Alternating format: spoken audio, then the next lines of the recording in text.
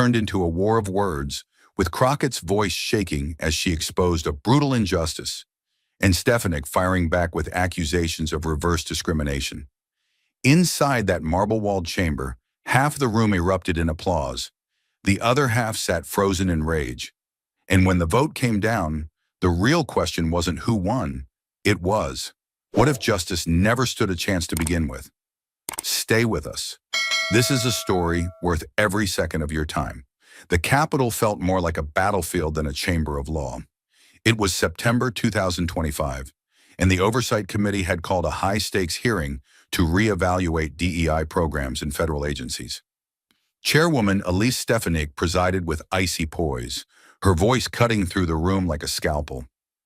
We're here to determine whether DEI has become a tool to divide. On the other side sat Jasmine Crockett, stone-faced but burning inside. This wasn't just political theater for her. This was survival. This was truth.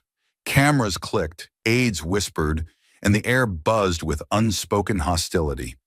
The chamber split visibly down ideological lines, conservatives rigid and ready to gut DEI, progressives bracing to defend it. Stefanik's gaze never wavered as she delivered her final blow. Congresswoman Crockett, why should we spend taxpayer money on programs that give special treatment to certain groups? It wasn't a question. It was bait. Jasmine didn't flinch. Behind her sat government workers who had been told they were only there to fill quotas, people whose lives she had vowed to defend. As the light above her mic blinked green, she straightened, eyes sharp. Outside, a storm gathered. Inside, the real lightning was about to strike. And just like that, the storm Jasmine had sensed finally cracked open, loud, calculated, and aimed straight at the foundation she stood on. Elise Stefanik rose with practiced ease, a calm smirk painted across her face, as if she were presenting numbers on a spreadsheet, not dismantling a lifeline for millions. Let's stop pretending, she said, her voice crisp, steady, and disturbingly serene. DEI is no longer about fairness. It's become a dangerous ideology, one that divides instead of unites, that punishes one group to elevate another. Her words hung heavy in the room, like smoke after a shot fired. We are witnessing reverse discrimination in real time, she continued, locking eyes with no one yet speaking to everyone. And the government has no business playing social referee. That line, no business playing social referee, hit like a thunderclap. Half the room erupted in applause, led by Republican aides and invited think tank figures in tailored suits. The other half froze. Democrats, civil rights leaders, and federal workers of color, faces tight with disbelief, arms crossed in silent protest. Jasmine sat still, every muscle in her body coiled, not from surprise but from recognition. She had fought this argument in courtrooms and on city blocks. But here, under the Capitol dome, it was dressed in suits and smiles, and it was winning cheers. Stefanik took her seat like a queen, laying down the first move in a rigged game of chess. The gavel hadn't struck, but the damage was done. The narrative was shifting, intentionally, methodically. She had reframed DEI not as a safety net, but as a threat. Jasmine's name hadn't even been mentioned, yet she could feel it. Her work, her identity, her very presence on this committee had just been reduced to a footnote in someone else's culture war. Across the aisle, phones buzzed, press feeds lit up with clips. Stefanik, government shouldn't be social police. It was clean. It was dangerous. And it had just turned the air in the room from tense to volatile. For a moment, the room froze, not from confusion, but from anticipation. Jasmine Crockett didn't rush. She sat still, shoulders square, spine straight, eyes steady. Then in a voice that didn't beg to be heard but commanded attention, she spoke. DEI doesn't divide America, she said slowly, letting each word fall with weight. What divides us, what has always divided us, is silence. The silence that comes when someone's passed over for a job they earned and no one says a word. The silence when a black woman is interrupted again and again in a meeting and everyone acts like it didn't happen. The silence when a young man with a Spanish last name gets followed through a store while his white classmate walks free. That's what breaks this country. That's what keeps the wound open. She didn't raise her voice. She didn't have to. The power wasn't in volume, it was in truth. You call DEI a dangerous idea, she continued, eyes locking briefly on Stefanik. But what's dangerous is pretending this country has always played fair. What's dangerous is rewriting history to erase who's been left out and why. DEI isn't about giving special treatment. It's about finally acknowledging the imbalance that's been ignored for generations. It's about asking hard questions instead of hiding behind polite indifference. She paused just long enough to let that settle. You want to talk about fairness? Then let's talk about the rules. Because if the rules were really fair, DEI wouldn't be necessary. But they're not, and we both know it. She leaned in, her voice softening, but only slightly. The real threat to America isn't people asking for a seat at the table. The real threat is when those in power pretend the table was never tilted in the first place. Her words hung in the air like thick smoke, impossible to ignore and impossible to deny. She didn't let the moment pass. Jasmine leaned forward, locking eyes with no one and everyone at once, her voice steady but heavy, like the beginning of a story you didn't want to hear but needed to. "Let me make this plain," she said, her words cutting through the silence like slow, deliberate footsteps in a quiet room. "There's a man I know, black, born and raised in Texas, who served this country twice. First in uniform, then in public service. 10 years in a federal agency, always early, stayed late, covered for others, trained new hires. He did everything right. Never caused a problem, never asked for special treatment. His record was clean. His evaluations were strong. People came to him for answers. He knew that place better than anyone. And then came a promotion." She paused, not for drama, but because the weight of what came next deserved space. He applied, just like everyone else. No shortcuts, no favors. He had the experience, the qualifications, the seniority. In fact, he had trained the man who got the job. But when the list came out, his name wasn't on it. No interview, not even a follow-up. He went to his supervisor and asked, calmly, respectfully, if there was something he could have done better. And what they told him, off the record of course, was that he just didn't fit the culture. That's what they said. Not his skills, not his results, not his professionalism, just culture. Jasmine exhaled, but her eyes stayed fierce. "Now let me translate that," she said, her voice tighter now. "Not the culture means your voice is too deep, your manner too direct, your hair too natural, your presence too strong. It means we're comfortable with your work, but not with you. It means we liked what you did for the team, but we're not ready for someone like you to lead it. It means we're okay with you being useful, but not visible." She let the room absorb that. The silence was no longer passive, it was uncomfortable, uneasy, because everyone in that chamber knew the story didn't just belong to one man. It belonged to thousands, maybe millions. "And he didn't make a scene," she went on. "He didn't threaten a lawsuit. He didn't scream. He just went back to work like nothing happened. But months later, in a quiet moment, he told me something I've never forgotten. He said, 'I really believed in the system. I believed if I worked hard, followed the rules, kept my head down, I'd get my chance. But now, I don't even think there ever was a chance.'" Jasmine let that sit. No theatrics, no pitch in her voice, just the raw weight of betrayal. "That," she said slowly, "is why DEI matters. Not because it gives handouts, but because it forces people to see what they've been trained to ignore. It asks the hard question, why do people like him keep getting told they don't belong, without anyone ever saying it out loud?" Her words didn't echo, but they didn't have to. They stayed, hung in the room like smoke after something had already burned.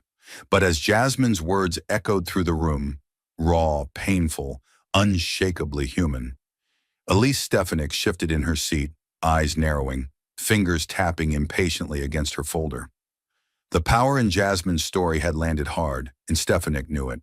But she wasn't about to let that moment stand. With practiced poise, she leaned forward into her mic, voice cool, sharpened to cut. "Congresswoman Crockett," she began, her tone deceptively calm, "I think we just heard a powerful example, not of injustice, but of victimhood dressed up as virtue." A low murmur moved through the chamber, But Stefanik pressed forward, unbothered. You keep telling us that systems are broken, that outcomes are unfair. But what I hear, over and over, is blame.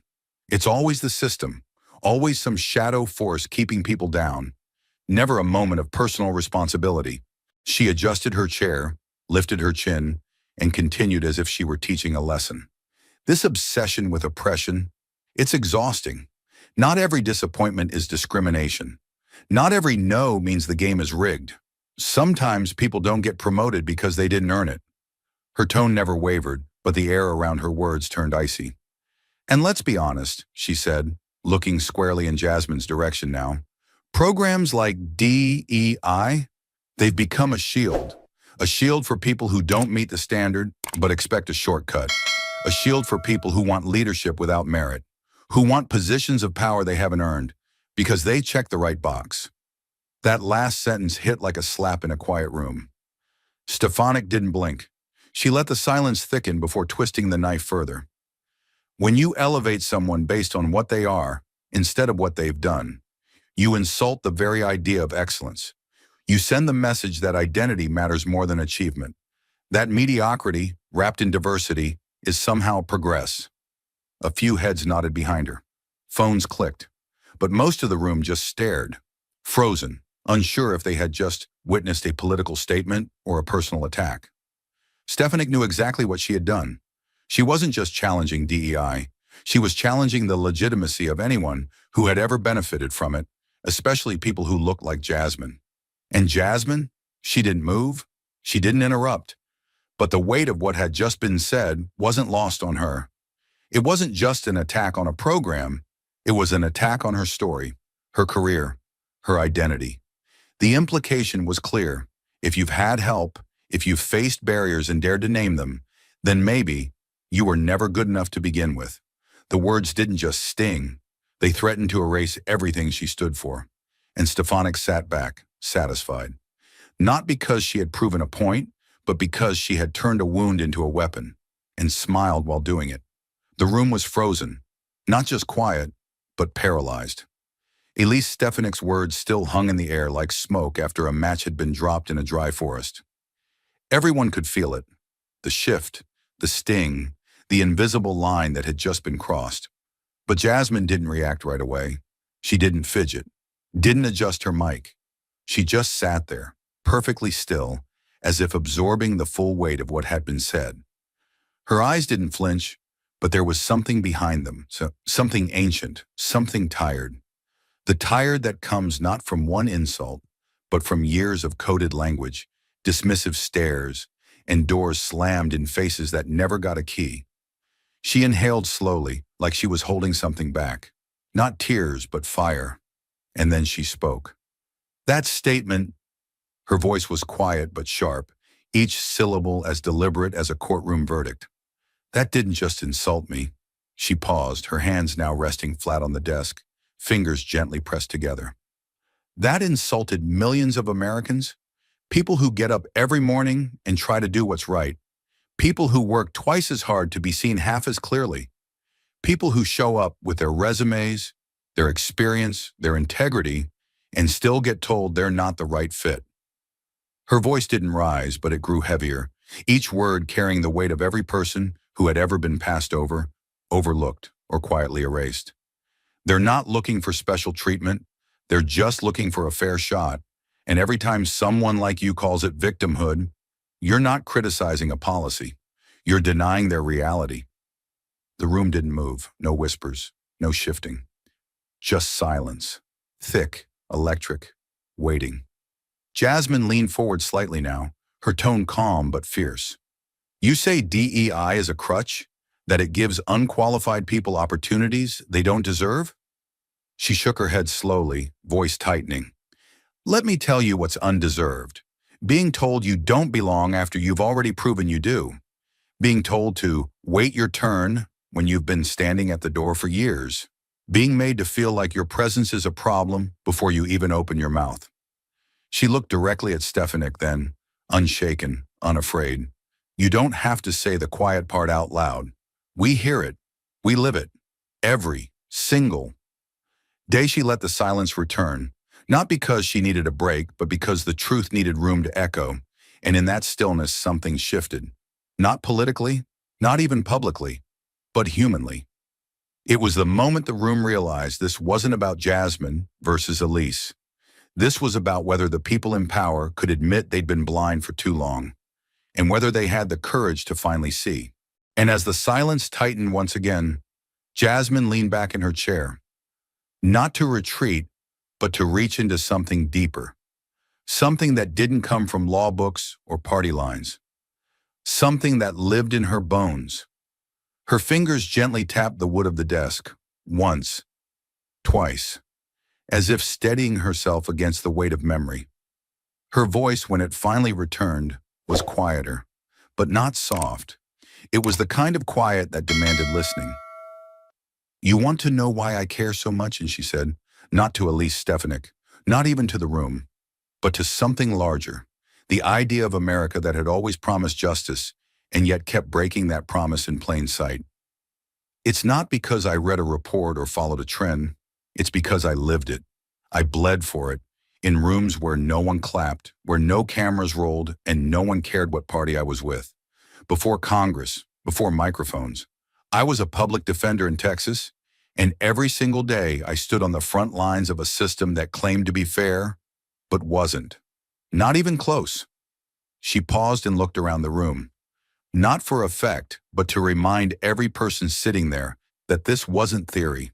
This wasn't an abstract policy debate. This was real. I represented people who couldn't afford an attorney. Some barely had a place to sleep. Black men arrested for traffic stops that turned into life-changing charges. Women thrown in jail for writing a bad check because they had to choose between groceries and gas. I remember sitting beside a 17-year-old kid who'd stolen a pair of sneakers. First offense. Honor roll student. He cried in my office, not because he got caught, but because he knew, even at 17, that the judge would never see that version of him. Only the cuffs, only the hoodie, only the color of his skin. Jasmine's voice cracked just slightly, but she didn't stop. I stood in courtrooms where prosecutors laughed when they saw my client's last name, where the bailiff called me sweetheart instead of counsel, where a judge once told me I was too passionate for someone so young, code for too loud, too black, too female. I had cases where the evidence was weak, the timeline didn't add up, the witness had doubts, and still my clients were found guilty in under 10 minutes. Her hand clenched the desk for a second and then released. "And do you know what they always told us? Just trust the system. Let it work." She looked up then, locking eyes with the lawmakers before her. "But the system doesn't work when it only works for some people. The system doesn't work when zip codes and skin color carry more weight than facts. The system doesn't work when juries don't reflect the communities they're judging. It doesn't work when a white college student caught with cocaine gets rehab, but a black teenager with marijuana gets 10 years. I saw it. I lived it. Every single day." The room was silent. No one dared move. Even Elise Stefanik had gone still. "And I want you to hear me clearly," Jasmine said, her voice growing stronger now, pulling from the same fire that had carried her through those endless courtrooms. "I didn't fight for DEI because I wanted handouts. I didn't believe that anyone should be given a job they didn't earn. But I also knew, that so many brilliant, qualified, hardworking people never even got the chance to compete. Because the door was already shut before they reached it. Because someone saw their name on a resume and made a decision. Because someone heard their voice and made an assumption. Because someone looked at their face and decided they weren't the right fit." She leaned forward again, eyes narrowing, but not in anger, in clarity. DEI is not a free pass. It's not about skipping the line. It's about tearing down the barriers that were never supposed to be there in the first place. It's about recognizing that some people walk into the room carrying 10 times the weight and still manage to stand tall. It's about asking this country to live up to the words it wrote in its own founding documents. Equal justice under law. Remember that? A long, heavy silence followed. "You say DEI is about giving people a leg up," she said, turning slightly toward Stefanik. "But I say it's about removing the foot that's been on their necks for generations. When I stood beside those clients in courtrooms that didn't believe in them, I wasn't asking for them to be favored. I was asking for them to be seen, to be heard, to be treated like they mattered. She swallowed hard. Her voice lowered again, but the fire behind it remained. You don't forget what it feels like to stand in a hallway with a mother clutching her purse, asking if her son will go home tonight, and knowing the odds are against him before he even walks into the courtroom. You don't forget the way people look at you when you walk in wearing a suit and they still think you're there to clean the floor. You don't forget how small you have to make yourself just to be allowed in the room. Another pause. This one longer, deeper. I carry those memories with me every day I walk into this building, she said, looking around the chamber. I carry them because they remind me that my job is not just to pass laws. It's to make sure the people we forget, the people we overlook, the people we silence, are never left behind again. And with that, Jasmine leaned back in her chair. She didn't raise her voice. She didn't demand applause. But the impact of her words settled over the room like dust after a battle. It was the sound of truth, not abstract, not partisan, not rehearsed, just lived, just real, and no one could look away. The air was already heavy when Elise Stefanik leaned back in her chair, smoothed her jacket, and spoke with deliberate calm. Too calm for what came next. She didn't raise her voice. She didn't blink. But her words carried a chill that dropped the temperature in the room. You want to talk about injustice? She said almost casually. Then let's talk about the Americans who are being held, without fair process, for their involvement on January 6th. I still believe they are political prisoners, and I don't regret saying that. For a heartbeat, no one moved. The words hovered in the room like smoke from a gun still warm. Jasmine didn't react right away. Neither did the reporters. Neither did the aides. Everyone sat stunned, not because they didn't expect fire, but because Stefanik had just taken it to another level. The kind of level where reality bends and wounds are picked open on purpose. Stefanik went on, cool and unbothered. They were scared. They were frustrated. They were standing up, like Americans have done since the revolution. And now, they've been made examples of. Harsh sentences, solitary confinement, forgotten by their country for a moment of outrage. She glanced across the room like she just laid down some inconvenient truth, something she expected no one to challenge. But Jasmine didn't let the silence linger. She sat forward, slowly, her hands gripping the table, her voice low and measured at first, but shaking with the weight of memory. I was here, she said. Just that. 3 words. And suddenly the room felt like it was tipping. I was in this building. I remember the sound of the glass breaking. I remember locking my office door, turning off the lights, and hiding under my desk while grown men screamed through the halls, chanting for blood. I remember texting my family to say I loved them, just in case I didn't make it out. She looked up, eyes locked on Stefanik. And you dare call those people political prisoners? Now her voice rose, sharper, clearer, each word landing like thunder. They came here with ropes, with zip ties, with bear spray and body armor. They beat police officers with American flags. They brought a Confederate banner into the Capitol of the United States. They scrawled death threats on doors. And you want to compare them to peaceful protesters? To people who marched with signs, not weapons? Her hands were shaking now, not from rage, but from the kind of deep hurt that doesn't fade with time. I sat in my office with the lights off and my hand over my mouth, trying not to breathe too loud.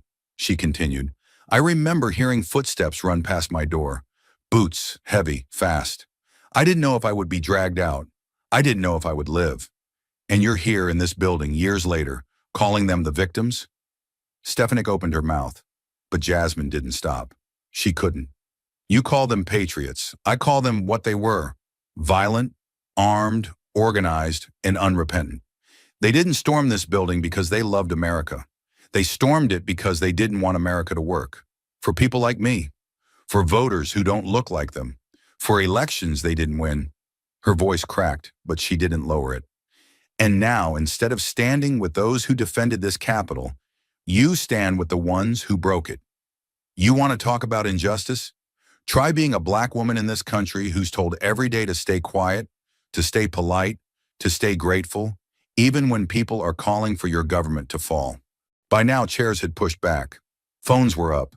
Aides were standing. The gavel slammed once. Then again. Order! Security took one step closer to the table. Jasmine didn't flinch, didn't blink. Her voice dropped, but the intensity only deepened. You sit there and speak of outrage like it's some noble cause. But I remember crouching under my desk, hearing the sound of a mob tearing through the halls, and wondering if I would be the next headline. The room was no longer a hearing. It was a reckoning. And Jasmine Crockett had just brought every hidden trauma, every buried truth into the light, whether they were ready to hear it or not. And even as the gavel rang out again and security edged forward, the damage was already done. Not in the chamber, but far beyond its walls. What had begun as a policy hearing had now detonated into something far more combustible, a cultural flashpoint, beamed out live and looped on every screen in America. Within minutes, the networks moved in like vultures sensing blood. Fox News was first. The chyron read, "Crockett melts down, Stefanik holds her ground." A host opened the segment with a smirk. That, ladies and gentlemen, is what happens when facts meet feelings. Elise Stefanik showed real leadership today, refusing to be bullied by emotional theatrics from the radical left. They ran the clip of Jasmine pounding the desk, but cut just before the words, "They came here to kill us." Instead, they looped the phrase, "You dare call them political prisoners?" with ominous music playing underneath. Panels of suited commentators nodded grimly. "She crossed a line," one said. "This is what DEI produces, rage, not results." In less than an hour, the narrative was sealed for one half of the country. Jasmine was unstable. Stefanik was a truth teller. But on the other side of the media battlefield, a very different fire was catching. MSNBC broke in with a somber anchor, her voice trembling slightly as she introduced the clip. "What you're about to see is not just a political moment, it's a human one." Then came the footage, uncut, raw, devastating. Jasmine, voice breaking, recalling the fear of hiding under her desk, the trembling hands, the crack in her voice when she said, "I didn't know if I would live." It aired once, then again, then a third time with subtitles set over quiet piano music. On social media, it exploded like a grenade in the middle of America's conscience. Stand with Crockett began trending by mid-afternoon. Within hours, it overtook everything. TikToks featured young women, Black, Latina, Asian, lip-syncing Jasmine's words. They didn't come to speak, they came to threaten. Instagram pages began sharing side-by-side images. One of Jasmine frozen in testimony, one of a January 6th rioter screaming into the Capitol rotunda. One tried to protect democracy, the other tried to destroy it. Twitter became a digital war zone. Celebrities, veterans, students, and activists posted messages of solidarity. "She said what we've been screaming for years." Others simply posted a black screen with white text, "We hear you, Jasmine." But it wasn't one-sided. Almost immediately, the backlash began. Protect Stefanik surged on Truth Social, then on X. Conservative influencers clipped Jasmine's most emotional outburst and labeled it unhinged. Podcasts framed her as unstable, weaponizing trauma for political gain. This wasn't a hearing, it was a therapy session, one radio host sneered. Others called her a danger to civil discourse and claimed she was demonizing patriots. Hashtags like DEI's racism and Crockett unfit popped up by the thousands, often accompanied by edited clips and bolded captions. Angry, divisive, dangerous. And just like that, the lines were drawn. It was no longer a clash between two congresswomen. It was a referendum on two Americas. To one half of the country, Jasmine Crockett became the face of righteous resistance. A woman who dared to say what many had lived but never spoken aloud. A survivor of a government under siege, still fighting for fairness in a system that kept muting her voice. People saw their mothers, their sisters, their mentors in her. They saw courage under pressure, truth under assault. To the other half, Elise Stefanik was the defender of order, a woman who refused to apologize, who stared down the fury and kept her footing. She was labeled a patriot, a symbol of the real America, the one that was tired of woke victim politics and ready to reclaim its version of truth. Her face was plastered on t-shirts sold online by morning. "I don't apologize for America." The slogan caught fire. Cable news lit up like a battleground map.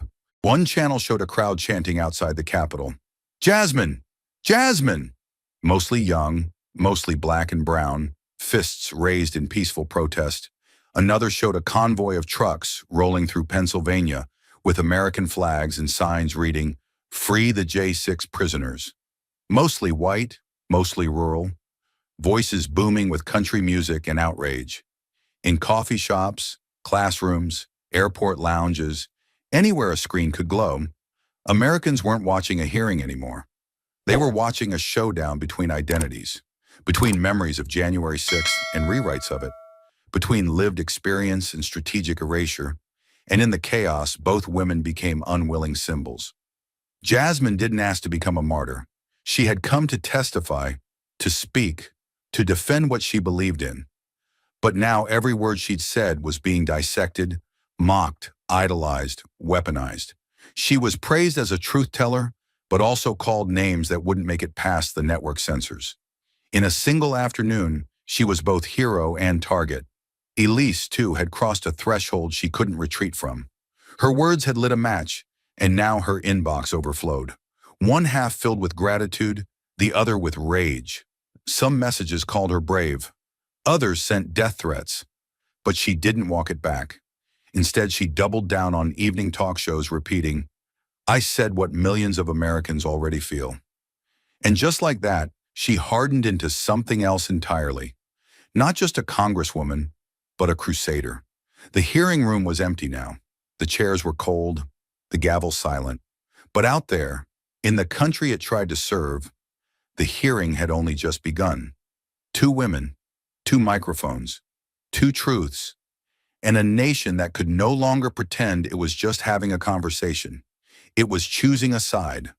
But just as the firestorm of public outrage reached its peak, a quieter bomb was ticking in the background, one that didn't explode on a cable news set, but in the shadowed corners of Washington, where loyalty and ambition often trade places behind closed doors. It began not with a headline, but a whisper, a quiet leak to a mid-level political journalist at the Hill. A former Republican staffer who had worked closely with Elise Stefanik in the earlier days of her congressional career came forward anonymously. His claim wasn't loud, it didn't scream treason, but it carried the weight of betrayal. According to this aide, Stefanik had once been a strong, behind-the-scenes supporter of internal DEI, diversity, equity, and inclusion policies. She hadn't just nodded along, she had helped write the policies. She'd approved recruitment memos that encouraged hiring veterans, first-generation college students, and yes, women of color. She even praised the idea of broadening our definition of merit in one email from 2021. That email surfaced, then others. A dozen documents followed, emails, calendar invites, draft policy memos. Her name was on every single one. Within hours, screenshots circulated like wildfire. Twitter caught it first, then Reddit, then Instagram infographics. Stefanik's own words were highlighted in bold. "We must build a team that reflects the strength of this nation's diversity," the exact kind of language she now publicly ridiculed as woke favoritism. By 9 a.m. the next morning, Chuck's Elise Exposed trended nationwide. On Fox, conservative commentators scrambled to contain it, calling it an evolution of thinking or staff-driven errors. But on MSNBC, the narrative shifted like a tectonic plate. "She knew DEI mattered," one host said. "She believed it until her ambition told her to abandon it." And Jasmine? She didn't react with celebration. She didn't tweet. She didn't retweet. She just watched it unfold from a distance, arms crossed, lips tight.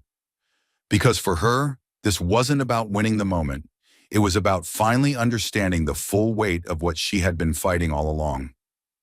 That evening, long after the cameras were gone and the halls of Congress had emptied, Jasmine stayed behind. The marble corridors were quiet now, echoing only with the sound of distant footsteps in janitorial carts. She waited. She didn't need a crowd. She needed a reckoning. Then she saw her, Elise Stefanik, walking alone, coat folded neatly over her arm, eyes cast low.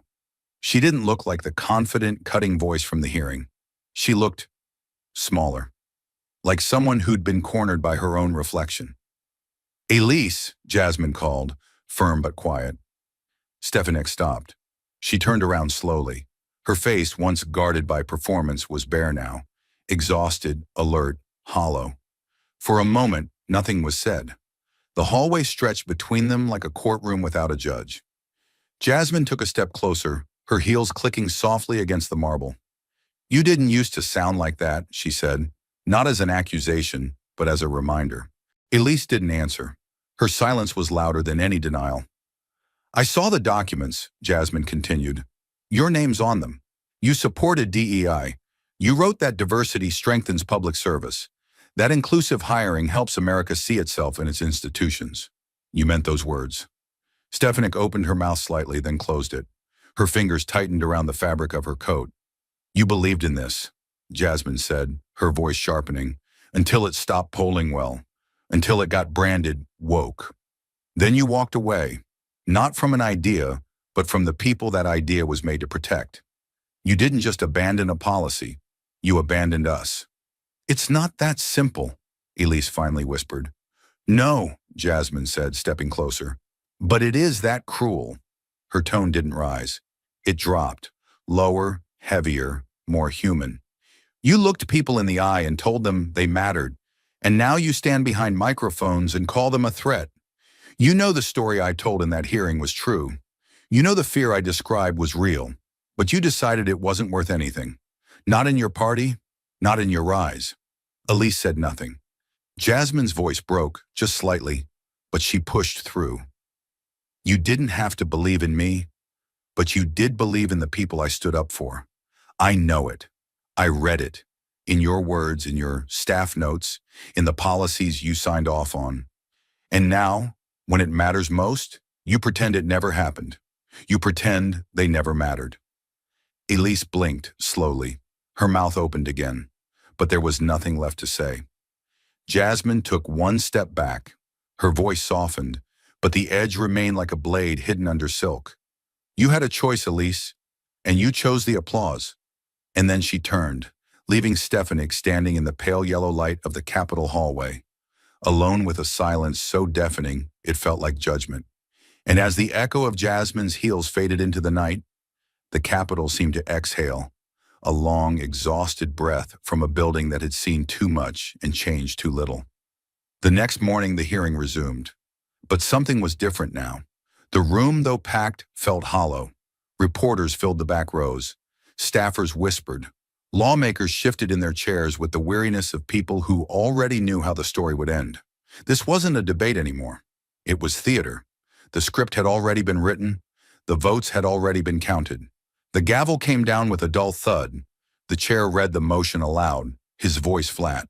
Motion to repeal DEI-based hiring initiatives across all federal agencies, including training and accountability programs. Motion passes 13-9. The chamber didn't erupt. There was no applause, no protest, just silence, cold, administrative, surgical. A line of ink slashing through years of effort, generations of pain. Jasmine didn't move. She stared forward, her hands folded tightly on the table, as if holding herself together. Around her, others nodded solemnly or shook their heads. One aide blinked back tears, but Jasmine didn't cry. Not here, not now. She stood slowly, the leather of her chair creaking behind her. She gathered her notes, tidy, restrained, and slid them into her folder without a word. As she turned, a photographer raised his camera. She raised her chin. No weakness, no rage, but her eyes, bloodshot, rimmed with quiet devastation, betrayed what her voice would not. She walked the aisle alone. Each step sounded louder than it should have in the marble chamber, like a drum beat, like a heartbeat, like grief with nowhere to go. Behind her, Elise Stefanik sat still, watching. She didn't speak. She didn't smile.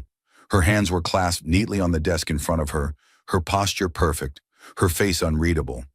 But her eyes, just briefly, followed Jasmine to the door. And something flickered there. Not pride, not victory, something smaller, sadder. The realization that in gaining what she thought she wanted, she had lost something she couldn't name. A conviction, a truth, a version of herself. She didn't know. All she knew was that the room felt colder now, quieter, not triumphant, but emptied. Outside, the hallway was chaos. Cameras, reporters, flashing lights, questions thrown like daggers. Congresswoman Crockett, do you plan to challenge the repeal legally? Do you think this signals the death of DEI in America? Is this a personal loss for you? She said nothing. She didn't have to. Her silence was thunder. Her stillness was louder than their frenzy. She moved through the crowd like a woman walking through fire, unburned but scorched on the inside. Her eyes stared ahead, unfocused, her jaw clenched, her heart not broken, but pulled in directions no one could see. Because it wasn't just policy that had been voted away.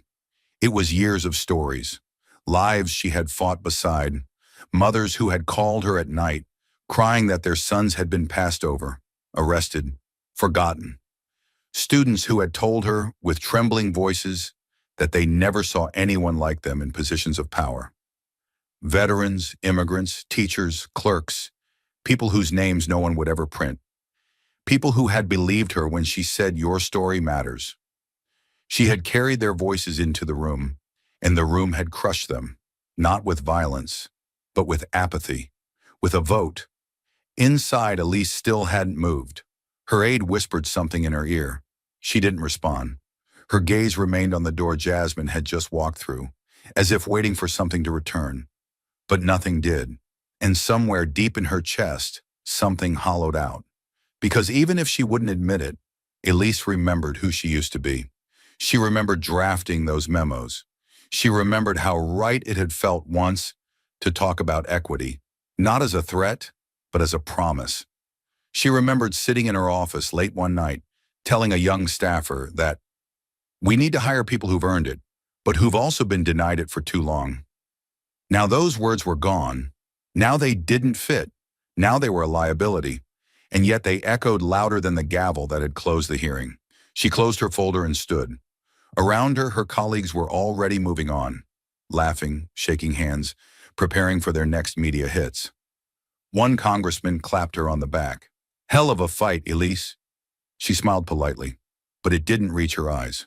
Because somewhere behind her smile, behind her ambition, behind all the things she had said for applause, there was a part of her that still believed Jasmine had been right, that the country was slipping, that they were choosing comfort over truth, and that maybe, just maybe, the real loss wasn't the repeal of DEI, but the part of themselves they traded away to make it happen.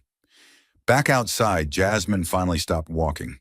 She stood at the top of the Capitol steps, the sky heavy with gray. Reporters were still shouting, but she didn't hear them. Her eyes stared into the distance, toward no one, toward everyone. And in that moment, her voice finally returned, but only as a whisper to herself. They didn't win.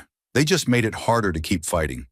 Then with steady breath and slow resolve, she descended the stairs, not as someone defeated, but as someone who would return, again and again, until the story changed, until the vote meant something different, until the silence stopped being acceptable. And though the hearing chamber had fallen silent and the repeal had been signed into motion, the echo refused to die.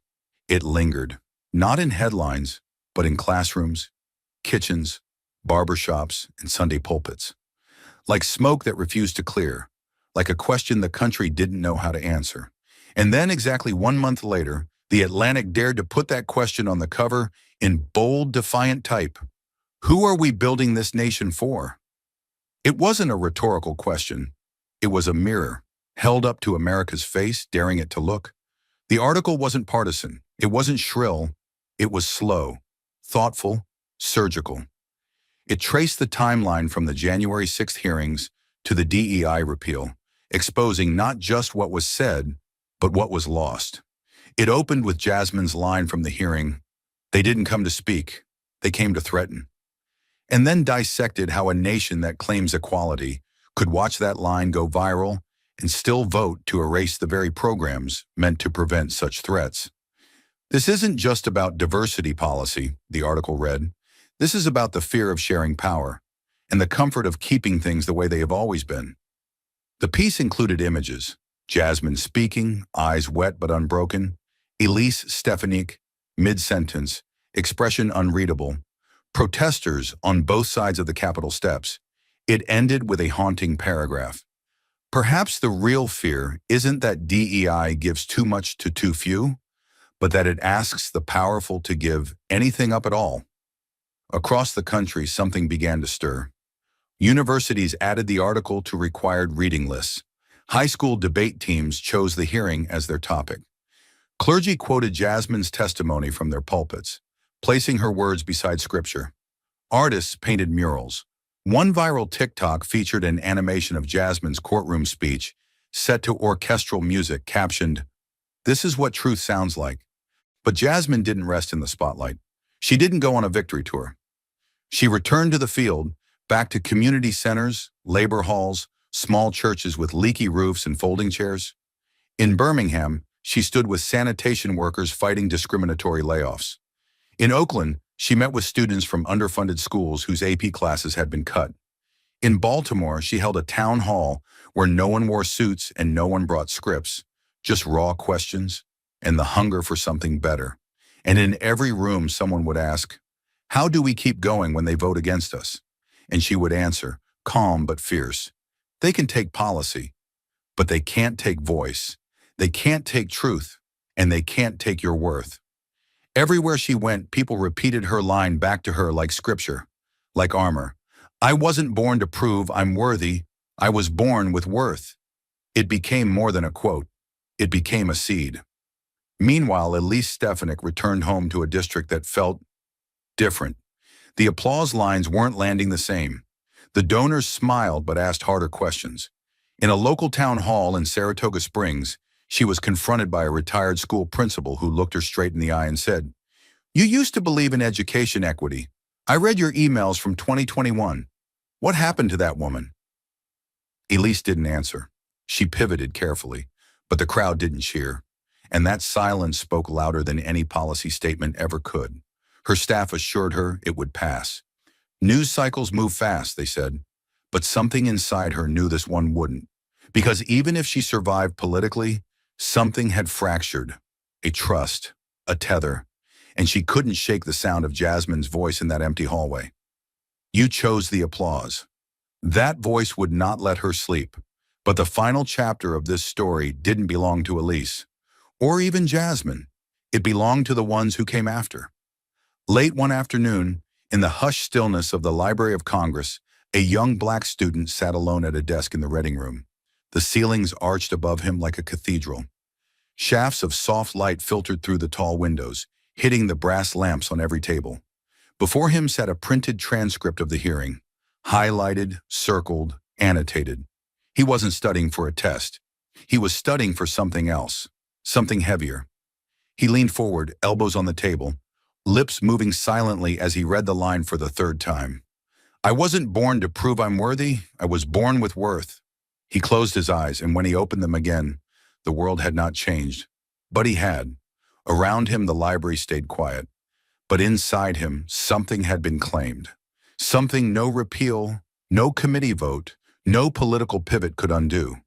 Because Jasmine hadn't just delivered a rebuttal that day, she had planted a future.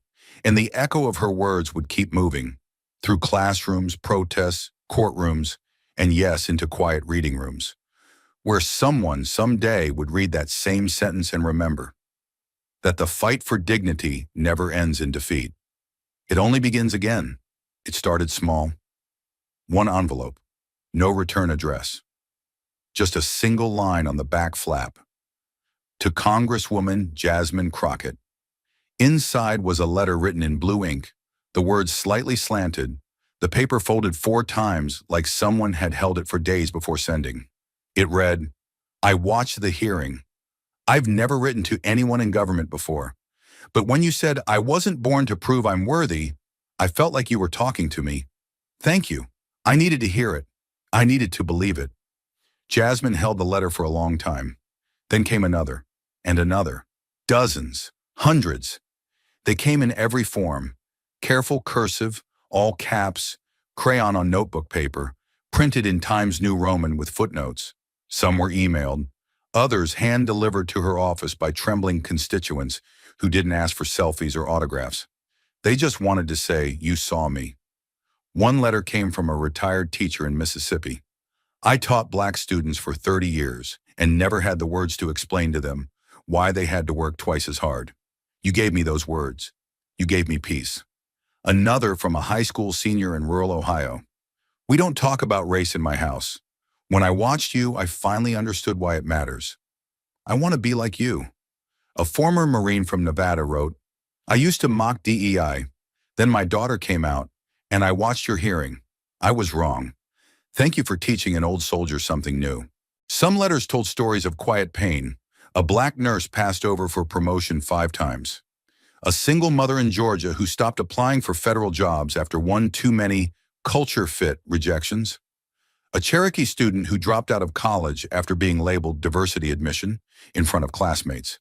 Their stories had gone unseen for years, but now they spilled out like floodwater after a broken dam. Jasmine had cracked something open, and she read every single one. Late at night, when the news was too loud and her office too still, she would sit at her kitchen table with tea gone cold and hands ink-stained from opening envelope after envelope. She didn't respond to all of them. She couldn't, but she kept them, stacked neatly in folders marked with dates, tied with string, organized by state. Some she carried in her purse, others she tucked into her notebooks when traveling. A few she kept on her nightstand, so she'd never forget who she was fighting for when the world tried to make her forget. They weren't fan mail. They weren't praise. They were confirmation that someone was listening, that the truth mattered, that pain, when spoken without shame, could become a map for someone else. And Jasmine understood something Elise never could, that political power might waver with polls, but moral power, the kind that lives in letters, in trembling handwriting, in unspoken gratitude. That power doesn't fade, it multiplies. The letters weren't for her ego, they were for her armor, because in a world quick to erase you, sometimes a single voice saying, "You're not alone," can be the beginning of a revolution. The vote had passed. The policies were gone. The talking heads had moved on to newer scandals, flashier fights. But something strange happened in the silence that followed. The ground began to shift, not in Washington, but everywhere else. Jasmine Crockett had returned to work as if the world hadn't burned down in front of her. She filed bills, sat through committee meetings, responded to constituent calls. On the surface, she looked the same, but in reality, nothing was. The hearing, the confrontation, the letters, they had cracked something open inside the country and inside her. She had never been interested in statues, but without anyone planning it, they started to build something, not in stone, but in action, in echoes. It began on a campus in North Carolina. A student group, mostly first-generation college kids, painted a mural across the side of a campus cultural center. It showed Jasmine standing in profile, hand raised, eyes forward, her silhouette sharp against a backdrop of storm clouds parting. Above her were the words, "I wasn't born to prove I'm worthy. I was born with worth." The administration didn't approve the mural, but they didn't take it down either. That same week, a high school in Oakland replaced the quote on its auditorium wall. Where it once said, "Success is the result of preparation," it now read, "Your presence isn't a privilege. It's a right." JC in Boston, a group of AP government students reenacted Jasmine's hearing in a debate competition. Not because it was assigned, but because they chose it. A Latina student played Jasmine. A white boy from Newton volunteered to be Stefanik. After the performance, they all sat together and discussed it, not like a play, but like a memory that had somehow become theirs too. In Atlanta, a local playwright turned the entire confrontation into a one-act performance. The final scene? A spotlight on a lone actress delivering Jasmine's line directly to the audience, voice cracking. "You don't have to say the quiet part out loud. We hear it, we live it. Every single day when the lights came up, no one clapped right away. They sat in silence, like they just heard a confession that didn't belong to someone else, but to them. And then came the moment no one expected, 5 years after the vote that gutted DEI programs nationwide. On the floor of the House of Representatives, a new freshman congresswoman took the mic. She was 29th Afro-Latinx, from the Bronx, wore her natural curls in a tight crown, and carried herself like someone who knew exactly how many doors had been closed before hers was opened. Her first speech wasn't about policy, it was about memory, and she said, "This country has never been short on laws. What it's lacked is love. What it's lacked is listening." Congresswoman Crockett once stood in this room and said, "We weren't born to convince you we belong." I'm standing here today because she was right. We were born to lead. The chamber didn't erupt, but it did something rarer. It paused. And in that pause, something sacred flickered. Because Jasmine Crockett was no longer just a voice. She was a monument in motion, not a statue, not a marble carving, but a movement that lived in actions and echoes and anonymous hands painting murals in the night. The irony? She never saw any of it firsthand. She didn't go viral again. She didn't tweet about the tributes. She didn't retweet the murals. She stayed busy, meeting with families in border towns, testifying on rural school closures, quietly funding scholarships under the table. But one day, one ordinary Thursday, a package arrived at her office. Inside was a photograph. No note, no explanation. Just an image. A little girl, maybe 10 years old, standing in front of the mural on that North Carolina campus. She wore glasses too big for her face and held a hand-drawn sign above her head. It said, "Born with Worth." Jasmine stared at the photo for a long time. Then she framed it, hung it on the wall above her desk, right where the Capitol dome used to hang. Because now she understood something she never allowed herself to believe before. Her fight had never really been about policy. It had always been about permission, about giving others the courage to say what this country has long tried to deny. That being seen is not a favor. That equity is not a handout.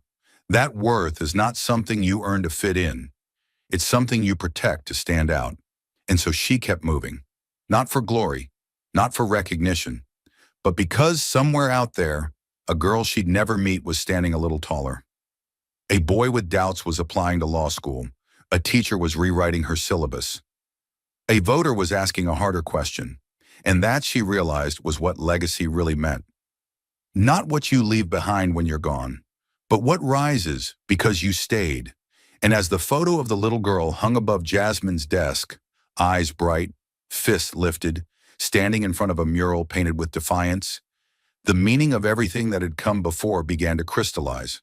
Not in legislation, not in applause, but in the stillness after the storm, where truth could finally be heard without shouting. Because in the end, this was never just a story about one vote, one hearing, one face-off between two women in opposing parties. This was a story about the slow violence of being told over and over again that your value must be justified to exist, that your dignity is negotiable, that the only voices that matter are the ones that don't shake when they speak. Jasmine's journey wasn't a rise, it was a climb, a bloody-palmed, breathless climb through a system that wasn't built for people like her to survive, much less lead. Every committee room, every sidelong glance, every coded insult masked as decorum was a battle in a war no one wrote headlines for. And yet she kept showing up, not to win, because winning was never promised, but to remind them that truth doesn't need permission. That presence, when hard-earned, is its own form of protest. The human lesson isn't found in the triumph. It's found in the moment just before, the moment when your voice catches, when your body shakes, when the people in power look at you and expect silence, and instead you speak. You speak with trembling hands and steady truth. That's where change lives. Not in perfection, but in persistence. Not in control, but in courage. And the injustice Jasmine faced wasn't theatrical, it was intimate. It was the injustice of being told you're too emotional for naming pain, that you're too aggressive for defending your right to be heard, that your credentials don't count if they come wrapped in the wrong skin, from the wrong zip code, with the wrong tone. She didn't walk into that hearing to play a role. She walked in as herself. And for that, just for being, she was treated like a disruption. And still she stayed. Still she answered. Still she fought. Because the most dangerous lie a system can tell is that only certain people get to define professionalism, that only certain types of calm are valid, that passion from the powerful is called leadership, but from the marginalized, it's called disorder. Jasmine's refusal to shrink was not ego. It was resistance. And from that resistance, a deeper truth emerged. We are not meant to spend our lives proving we belong to people who benefit from pretending we don't. We are not here to audition for justice or beg for recognition. We are not here to wait quietly for our turn while the room keeps shifting the rules. We are here to build the rooms we were never invited into. That is the lesson, not just for Jasmine, not just for Elise, but for all of us. Because the systems we inherit are not neutral. They remember who built them. They remember who they were meant to exclude. And if we want to change them, we must be willing to speak even when our voices shake. We must be willing to stay standing even when the gavel drops.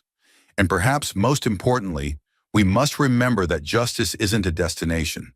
It's a discipline. It is not won once. It is practiced daily. In meetings, in classrooms, in boardrooms, at dinner tables where hard truths must be said even if they ruin the mood. Jasmine's power wasn't in being loud.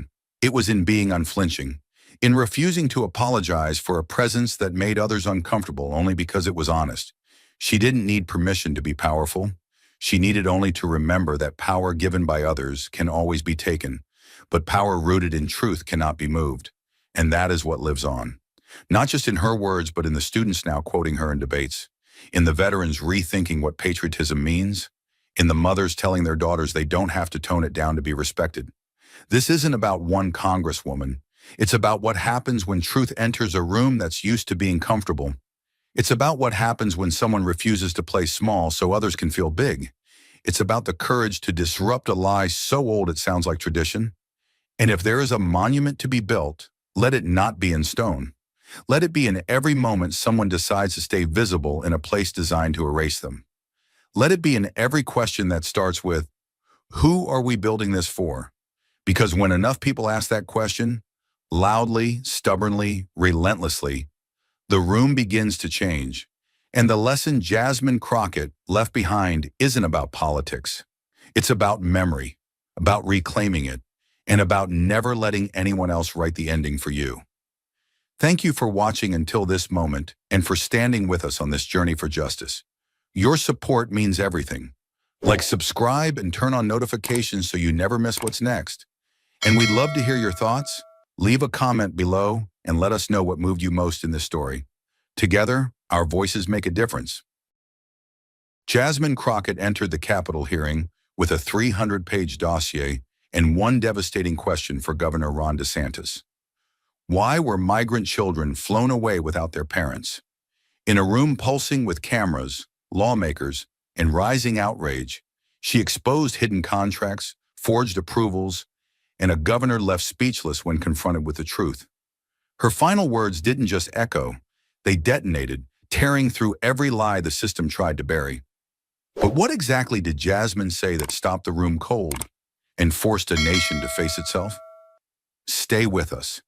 This is a story worth every second of your time. At 2:03 a.m., Jasmine Crockett's phone buzzed with a message from a whistleblower in Tallahassee. The subject line read, "They're not just numbers anymore." Attached were 18 hidden contracts tied to Operation Border to Vineyard, all marked confidential. Each page revealed something chilling. Florida had secretly paid to fly migrants across state lines using taxpayer money, with no consent, no warning. Even worse, the files included receipts for NDAs, proof they were being silenced. Jasmine stared at the screen, jaw tight.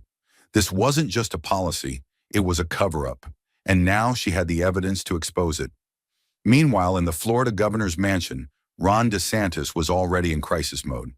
At the head of a long table, he pointed to a giant screen filled with headlines like, "DeSantis, Defender of the Border." He barked orders at his team. Book TV interviews, call pastors, flood the media. "We control the story," he said sharply. Not her. When a staffer warned that Crockett might have leaked documents, DeSantis snapped, "Then we'll drown her in headlines." It wasn't about truth. It was about control. Back in D.C., Jasmine printed out one interview from a migrant father. He said he was promised a job in Boston, but ended up alone on an island, his daughter missing. Jasmine's hands shook as the printer hummed. Each page was proof. She didn't need spin. She had the truth. And tomorrow, in a room full of cameras, she would make sure the whole country saw it. Emotions were still burning behind Jasmine's calm eyes as dawn turned to daylight. The silence of the night, filled with leaked documents and broken promises, was about to explode under the heat of live cameras and congressional microphones. This wasn't just another hearing. It was a battleground, and every eye in America was already watching. Room 312 of the Cannon House office building was packed to the edges. Journalists elbowed for camera angles, Senate aides whispered behind thick folders, and the faint hum of live-stream feeds buzzed in the background. A giant clock above the panel ticked toward 9 a.m., but the tension was already full throttle. Then the doors opened. Ron DeSantis strode in with practiced swagger, chin high, shoulders square, flanked by aides in Navy suits. He wore a faint, calculated smile, one crafted not from sincerity, but from years of media training and unchecked power. Reporters snapped photos like fireworks. He adjusted his cufflinks and nodded at the cameras, as if already claiming victory. But when Jasmine Crockett entered, the room changed. She moved with quiet precision, dressed in deep charcoal, carrying a worn leather briefcase stuffed with truth, over 300 pages of it. Her eyes didn't scan the cameras. She looked straight at the witness table like a soldier walking toward a minefield, already knowing what was buried there. The media's flashbulbs flickered again, this time not in admiration, but in anticipation. She took her seat, unfolded her notes, and didn't blink once. At the head of the chamber, the committee chair, Representative Nolan, leaned toward his mic and spoke in a low, steady voice that cut through the buzz like a knife. "Let the record show. Today, no one is above questioning. No title, no office, no illusion of power. Everyone answers." A murmur rippled through the room. DeSantis shifted in his seat just slightly. Jasmine didn't move. She had waited years for this moment, and she wasn't here to flinch. The chair's warning had barely settled into silence when DeSantis leaned forward, gripping the edge of the microphone like it owed him the floor. The shift was immediate. The smug stillness in his face gave way to the calculated fire of a practiced culture warrior. He adjusted his tie, took one glance toward the press row, and began with the confidence of a man who never expected to be challenged. "Let me be clear," he said, voice sharp and rehearsed. "I acted because the federal government failed. I did what Washington couldn't. Protect our borders. Protect our people." He paused, letting the words hang, daring anyone to interrupt. "While others debated policy, I took action, and I make no apologies for doing what needed to be done." Cameras flashed. His words echoed across the walls like a verdict. This was never about cruelty. It was about control. And if some people want to politicize protection, that's on them. For a split second, the room held its breath, until Jasmine Crockett slowly turned a page in her file, the soft rustle louder than any applause. She didn't need to stand. Her silence spoke louder than his speech. What DeSantis framed as duty, she knew was theater. What he called protection, she saw as manipulation wrapped in state-funded cruelty. She had watched governors dodge accountability before, but this one came armed with justifications scripted like campaign ads, and she was ready to rip every line apart. The governor's final words were still echoing through the room when Jasmine Crockett raised her eyes and raised the temperature. No flourish, no theatrics. Just a steady, cutting voice that sliced straight through the political fog. "You didn't protect anyone, Governor," she said, her tone sharp and unwavering. "You used human beings as props, migrant families, children, people who trusted this country, and you turned them into talking points." Gasps murmured along the back wall. Jasmine leaned forward now, placing a thick folder on the table like it was a weapon. "And I'm not guessing. I have proof. Names, contracts, flight logs. Every lie dressed up as policy is sitting right here." Her hand didn't shake as she opened the folder. Her eyes locked on DeSantis, and in that moment, It wasn't a hearing, it was a trial. And the jury was the entire country. The room shifted. The weight of two worlds collided, one built on spin, the other on truth. Crockett's words stripped away the glossy veneer of control DeSantis had wrapped himself in moments earlier. What had been a room full of observers now felt like a charged arena. Reporters froze mid-type, unsure whether to document or witness. Jasmine wasn't just questioning a governor. She was indicting a system, one that allowed power to be used like a weapon, unchecked and smiling. Her voice didn't rise, but her presence did. And in that stillness, the stark divide between them burned bright. His politics of fear and dominance versus her defiance, born of justice and memory. It was no longer just a disagreement. It was a war over what kind of country this would be. The pause between Jasmine's last sentence and what followed felt like the calm before a storm no one in the room could stop. She didn't raise her voice, didn't rush, didn't need to. Truth doesn't need to shout when it's loaded like a freight train. She pulled a sheet from her folder and held it up, a printed flight manifest, names blacked out for protection, but the data fully visible. These 28 people were placed on planes funded by Florida taxpayers. She began, her tone deliberate, controlled, but unmistakably urgent. They weren't criminals. They weren't warned. They weren't even informed. She scanned the room slowly. They were promised jobs. They were told they'd be helped. But instead, they were flown across the country like cargo and dropped into unfamiliar cities with no explanation, no legal support, and no way home. She stepped to the screen beside her and pressed play. The lights dimmed, not theatrically, but as if the room itself knew what was coming. The video footage was raw, a handheld phone shaky, catching a young man sitting on a bench near a Massachusetts church. His jacket was too light for the autumn chill. His voice, barely audible, broke as he spoke in Spanish. Subtitles appeared beneath him. They said I was going to Boston to work. I thought I would send money home, but when we landed, they just left us. No one told me what this really was. He looked down at his hands, then up again. I didn't know I'd be part of someone's game. The video cut to another man, older, holding a flyer given to him before the flight. It was written entirely in English. He shook his head slowly. I asked what it said. They told me just to sign. The camera zoomed on his eyes, exhausted, confused, hollowed out by disappointment. Then came the line that broke the room. I thought I was going to work, not to be laughed at on the news.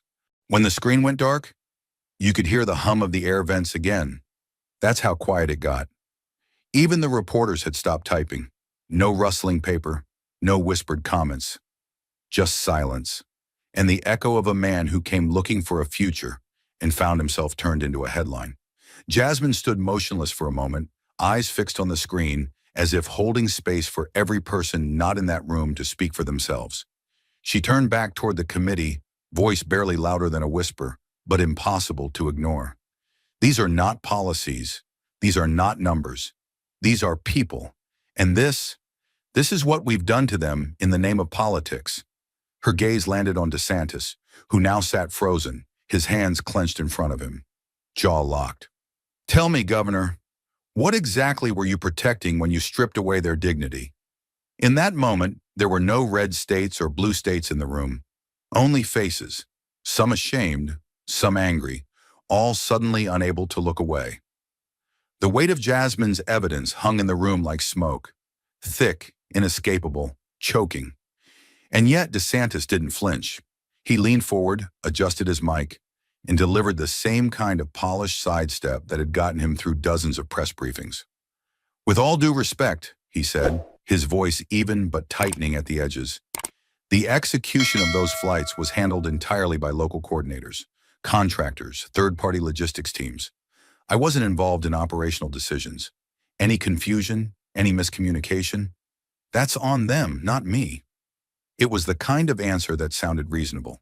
If you hadn't seen what Jasmine had seen, if you didn't know what was coming next. But Jasmine did. She didn't even look up at him as she reached for another document, already open to the highlighted section. Her voice came slow, sharp, and deliberate, each word laid down like a brick in the path to a trap he hadn't seen until it was too late. Is this your signature, Governor? she asked, sliding the page toward the camera for the room to see.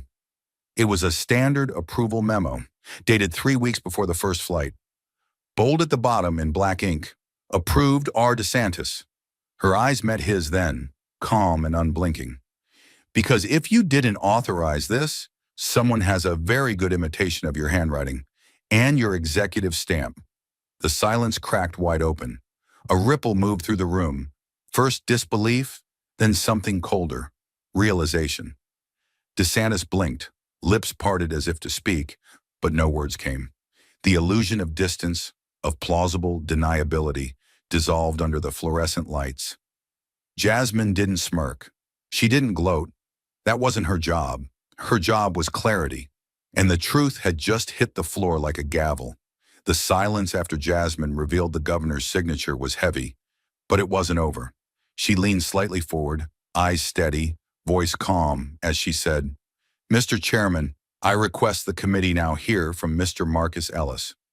A ripple moved through the room. Few had expected this name to appear. A former DHS field liaison who had served in multiple migrant intake centers across Florida and Texas. When Ellis stepped up to the microphone, he didn't come like a man chasing headlines. He came like someone who'd carried too much for too long. His hands trembled slightly as he adjusted the mic. "I worked under DHS protocols for 6 years," he began, voice firm despite the weight behind it. "I've processed hundreds of migrant cases. I know what valid documentation looks like, and I know when something's been faked." He reached into a worn folder and pulled out a photocopy of a sponsorship document. "I saw the same 5 names listed as migrant sponsors over 30 different times. Same signature, same address, even the same phone number?" He took a breath. "I tried to raise it internally. I was told not to ask questions." He paused then, looking directly at Jasmine. "It wasn't just negligence," he said quietly. "It was deliberate. These weren't clerical mistakes. These were manufactured identities created to push through fast approvals, to make it look like every migrant had a place to go, when they didn't." The audience sat motionless. Ellis continued, "I left because I couldn't keep lying to people who had already lost everything. Some of them were fathers separated from children. Some were teenage girls told they were going somewhere safe, but had no clue what city they'd wake up in." Jasmine didn't look away. She had heard enough to know this wasn't about policy anymore. It was about people used as pawns. She turned back to her desk and lifted a single page. It was an internal email from the Office of Communications in the Florida Governor's Administration, dated 48 hours before the first flight to Martha's Vineyard. She read from it slowly, letting every syllable land. "Team, all logistics confirmed. Deliverables, 1. Successful transfer, 2. Press hit 3. Fox segment." She looked up. There it is, in plain text, in an official email. The term press hit, used to describe what should have been a humanitarian process. Not safety, not legal compliance, just airtime, just headlines. She held up the printed email for the committee to see, her voice now unwavering. This wasn't about protecting borders. It wasn't even about immigration. It was a media event, a taxpayer-funded spectacle using desperate families as the stage. She turned slowly to face DeSantis. "And Governor, if your office had enough time to coordinate TV coverage, then don't tell me you didn't know what was happening." The room cracked open, not with sound but with understanding. For the first time, the mask of control on DeSantis's face faltered. What Jasmine had exposed wasn't a bureaucratic misstep. It was intentional deception, camouflaged as leadership. And now it was all on the record. The moment DeSantis realized the room was slipping from his control, his tone shifted from measured deflection to visible fury. The facts were too specific, the documents too real, and the witnesses too credible. His mask of cool authority cracked, and what emerged was raw, defensive aggression. He leaned into the microphone, jaw tight, voice sharp like snapped wire. "Let's stop pretending this is about truth," he growled, eyes locked on Jasmine. "This is a political hit job, nothing more. Orchestrated by a radical left activist who's built her entire career on tearing down law enforcement, undermining order, and fueling anti-American sentiment." His finger jabbed toward her across the table. "You're not here for the facts. You're here for the cameras. For the clicks. You want outrage, not answers. He paused just long enough for the tension to thicken. While you were drafting tweets, I was protecting Floridians. And I won't sit here and be lectured by someone who doesn't know the first thing about real leadership. His voice echoed with venom, but the room wasn't echoing back. No applause, no nods, just quiet discomfort. Jasmine didn't blink. She didn't flinch. She simply closed the folder in front of her, slowly, like a final chapter being marked for judgment. Outside the walls of that chamber, however, the battle had already moved to a different arena. Within minutes, the internet caught fire. A 47-second clip of DeSantis shouting down Jasmine, her face calm, unreadable, was reposted over 100,000 times before the hearing even ended. Comment threads exploded with reactions. He's unraveling. This is what fear looks like. She didn't raise her voice once and still won the room. Screenshots of the email marked press hit plus Fox segment became viral proof of exploitation. Journalists updated headlines in real time. Crockett holds line against DeSantis meltdown. On TikTok, young viewers layered Jasmine's quiet stare over orchestral swells.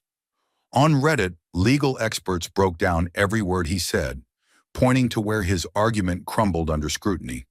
By the time DeSantis finished speaking, the narrative had already left the building, and it was not in his favor. Americans weren't seeing a governor defending policy. They were seeing a man cornered by truth, lashing out at the one person in the room who had the courage to call him out. And no amount of shouting could change that.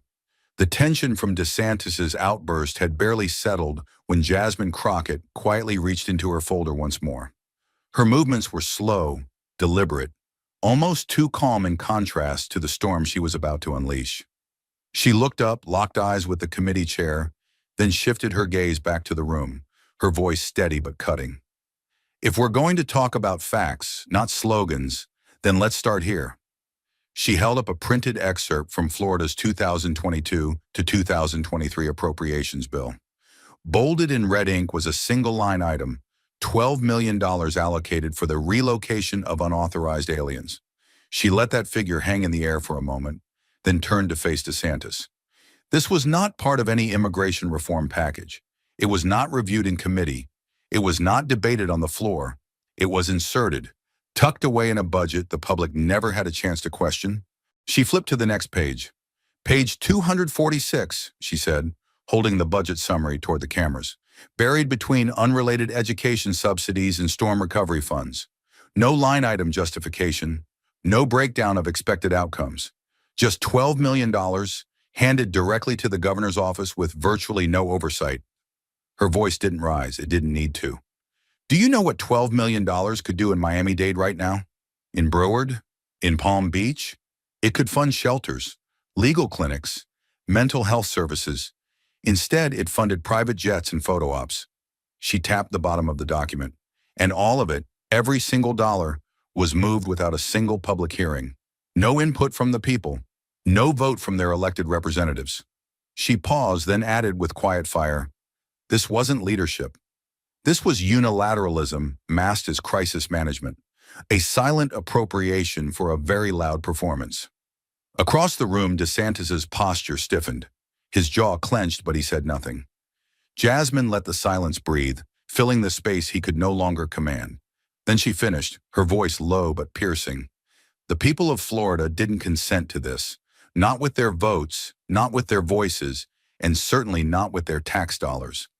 Governor, when exactly did democracy become optional in your office?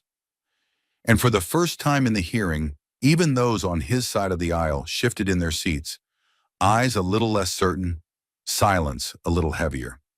The room had just begun to settle after Jasmine's devastating breakdown of the budget line when DeSantis moved to reclaim control.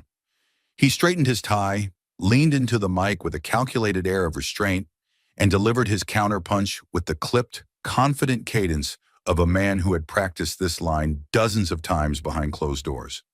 The appropriation was legal, he stated firmly.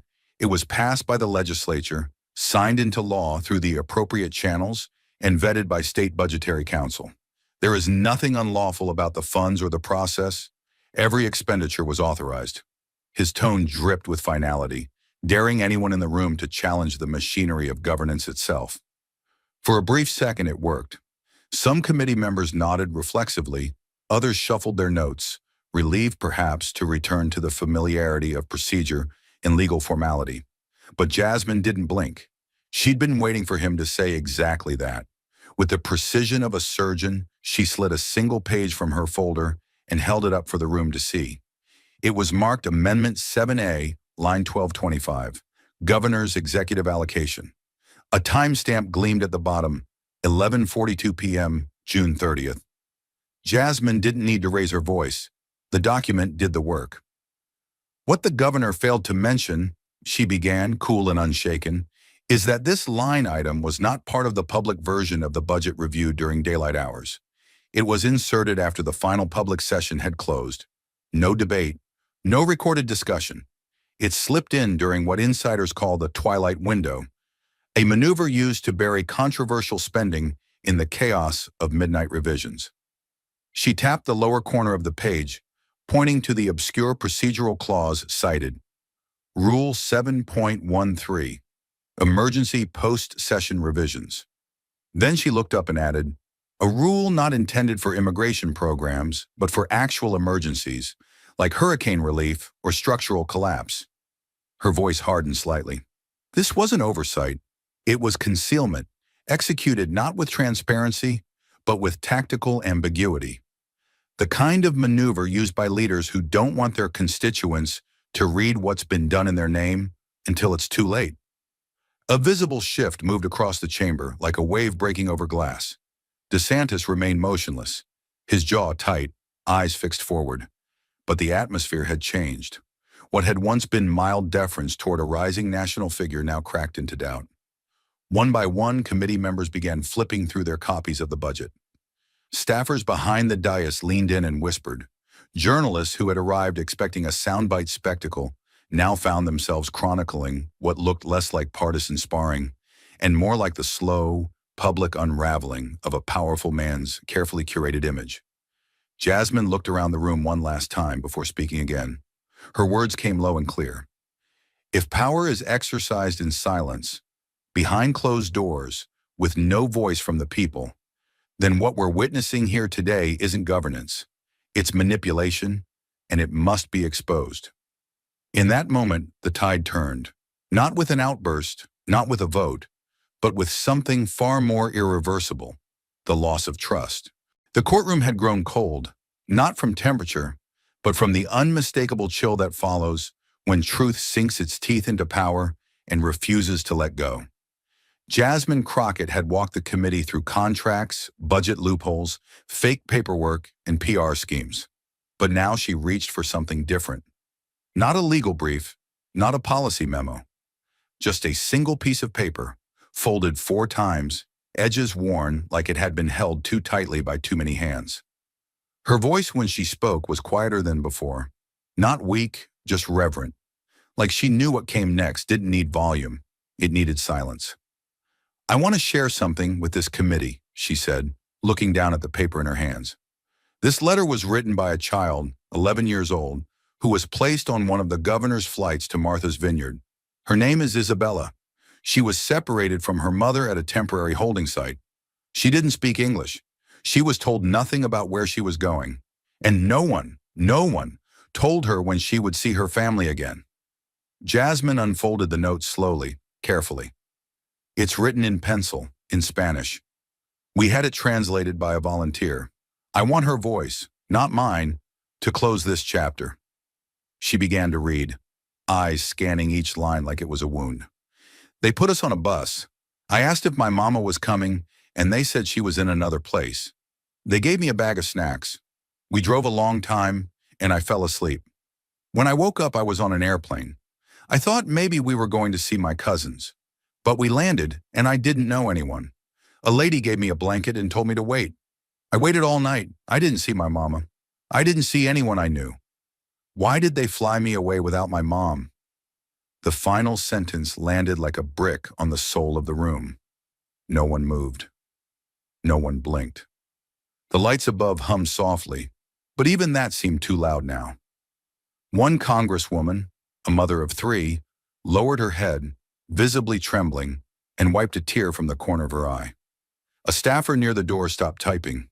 The weight of that question, why did they fly me away without my mom, didn't just linger, it burrowed. It found the weak spots in everyone's armor, the place where politics could no longer shield the human heart.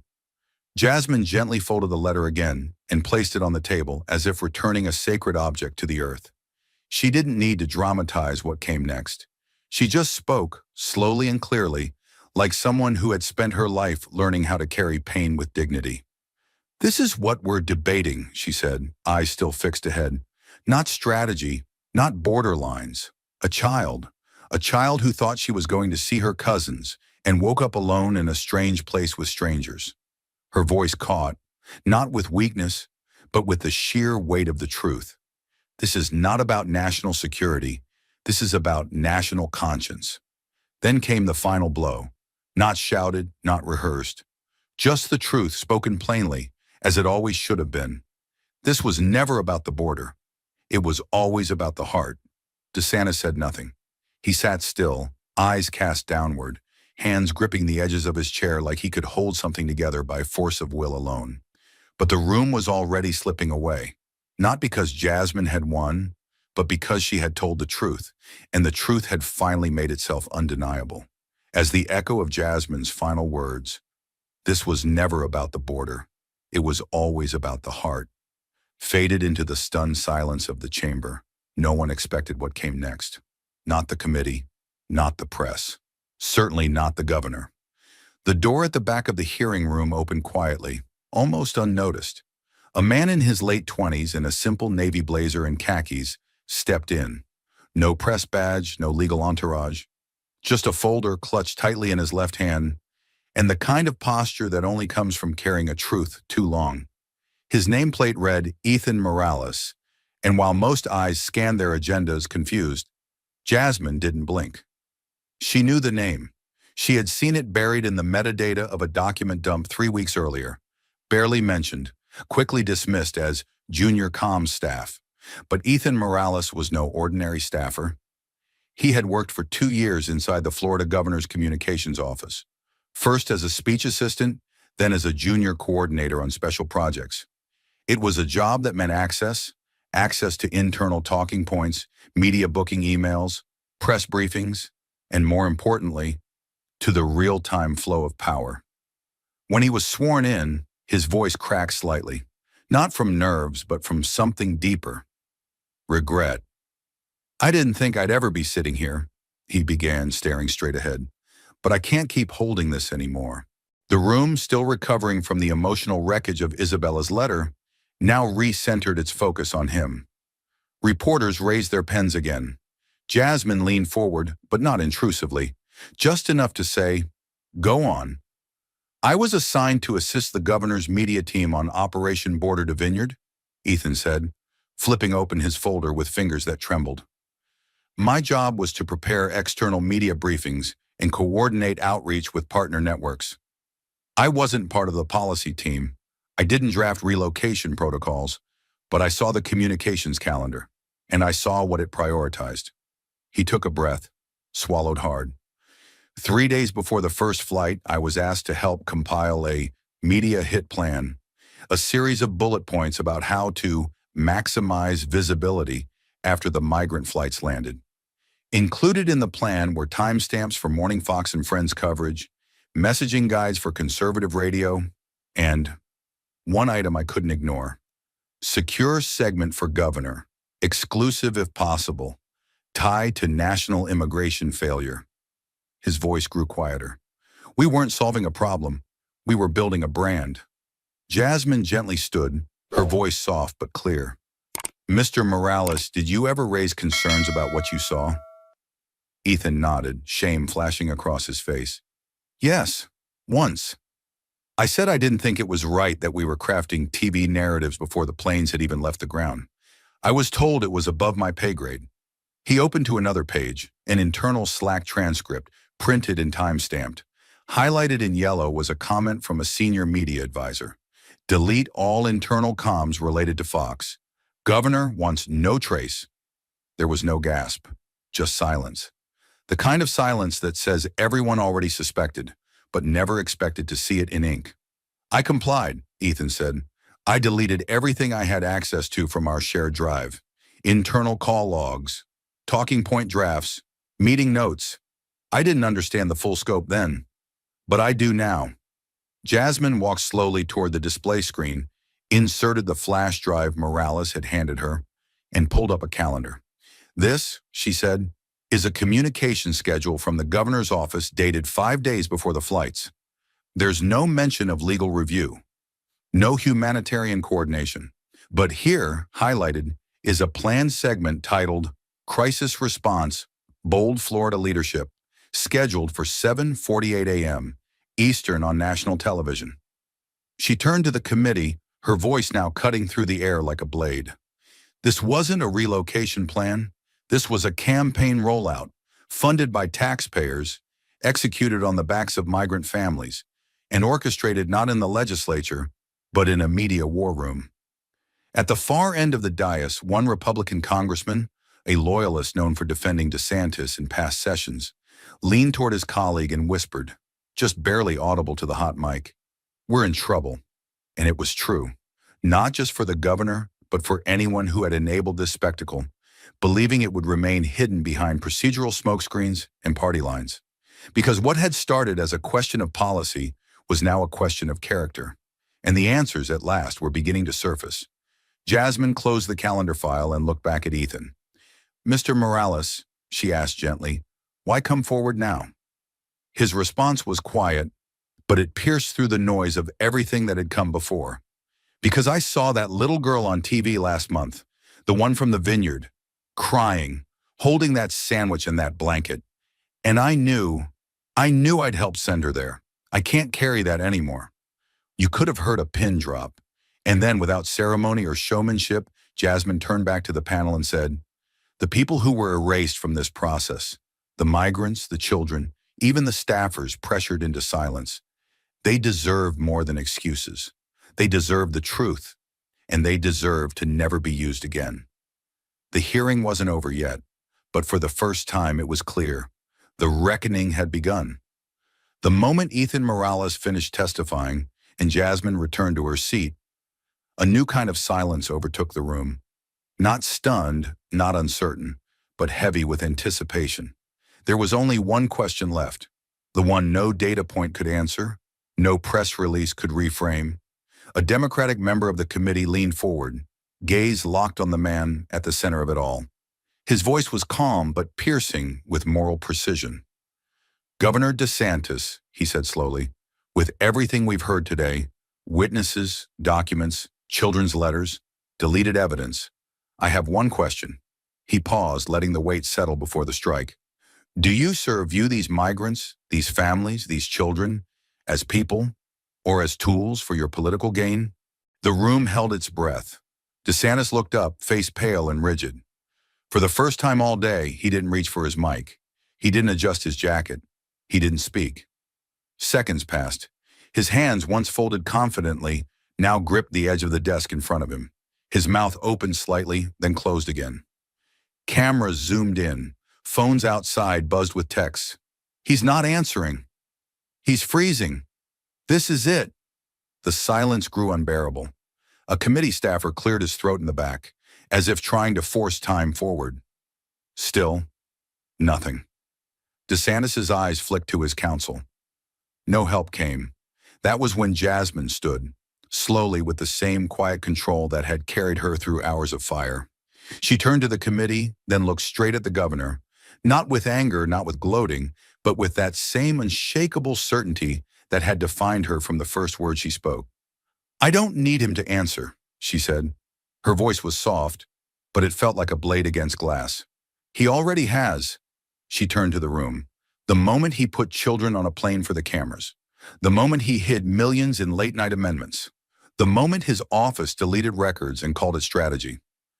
She leaned in just enough to let her voice carry, not loud, just undeniable. "That told us everything we need to know." Then she paused, looked around at the rows of lawmakers, the staffers scribbling notes, the press pool blinking in disbelief. "You don't have to say someone is disposable to treat them that way," she said. "You just have to act like they don't matter." And then came the moment no one expected. A distant sound at first, faint chanting rising from beyond the hearing room, muffled through walls, but steady, growing. People over power. The cry came from the halls outside, where a crowd had gathered for hours, activists, legal aid volunteers, students, clergy, dozens, maybe hundreds. Their voices rose through the marble corridors of Congress like a heartbeat that had been ignored for too long. Louder now. People over power. Inside the room, heads turned. Staffers pressed earpieces, trying to keep composure. The chair banged his gavel once, but the chant only grew stronger, because it was no longer a protest. It was a verdict. Cameras captured the moment DeSantis leaned back in his chair, gaze lowered. He didn't try to interrupt. He didn't try to speak. He couldn't. There was nothing left to spin, nothing left to reframe. Jasmine sat again. Her hands were still, her eyes calm. She had never needed the final word. She had brought the receipts. She had brought the truth. And now she had brought the people. The chant outside continued, rhythmic and unrelenting. People over power. People over power. It wasn't just a slogan. It was the line that had finally been drawn. And for the first time in the hearing, even the ceiling felt like it might crack under the pressure of what justice sounds like when it refuses to be silenced. As the chants of people over power echoed through the marble halls and spilled into every digital feed in the country, it didn't take long for the moment to become a movement. One that no algorithm, no press secretary, no governor's office could contain. Within hours of the hearing's conclusion, the internet ignited like dry grass in a lightning storm. A 32-second clip, cropped directly from the live congressional broadcast, began circulating on X, TikTok, YouTube, and Instagram. It opened with Jasmine Crockett's calm but piercing words. "I don't need him to answer. He already has." Then cut straight to the image of DeSantis, eyes down, mute, exposed. That was all it needed. No edits, no music. Just silence and truth. By the end of the first night, the clip had over 6.4 million views on X alone. TikTok exploded with duets and breakdowns. Civil rights lawyers translating the legal implications in real time. Immigrants sharing their own stories of displacement. Even teenage students quoting Jasmine's line over slow piano music. Journalists scrambled to catch up. And by the 24-hour mark, the number hit 12 million views across platforms. But the numbers were just the beginning. The headlines came next, sharp, immediate, and almost unanimous in their tone. Politico, Crockett versus DeSantis, a turning point in the immigration debate. The Washington Post, when silence speaks louder, governor refuses to answer direct question on migrants. The New York Times, the Vineyard Reckoning, Jasmine Crockett's cross-examination goes viral, shakes national conversation. Even conservative outlets couldn't ignore the moment, though many tried to soften the impact. Fox News ran the headline, "DeSantis holds line amidst partisan attacks." But the clip embedded in the article told a different story. Commenters flooded the page with just 4 words. She never blinked once. Cable networks looped the footage like it was a courtroom drama. CNN's evening panel ran it 4 times in 1 hour, freezing the frame on Jasmine as she stared DeSantis down. MSNBC dubbed the hearing the cross-examination heard round the country. Hashtags surged. Yet Vineyard Reckoning, Sure, Crockett, BV's, DeSantis, Shirky, people over power. And the most chilling of all. Why did they fly me without my mom? A line from the little girl's letter that had been turned into a rallying cry overnight. But it wasn't just viral, it was visceral. In classrooms, teachers paused history lessons to let students watch the hearing in real time.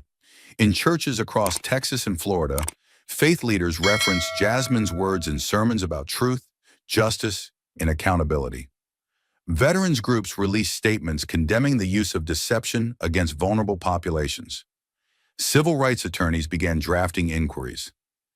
Immigration clinics were overwhelmed with calls, and community organizers, some of whom had never heard Jasmine's name before that day, began printing flyers, quoting her closing line. This was never about the border, it was always about the heart. The backlash against DeSantis's team was swift. Internal staffers began leaking emails anonymously to reporters.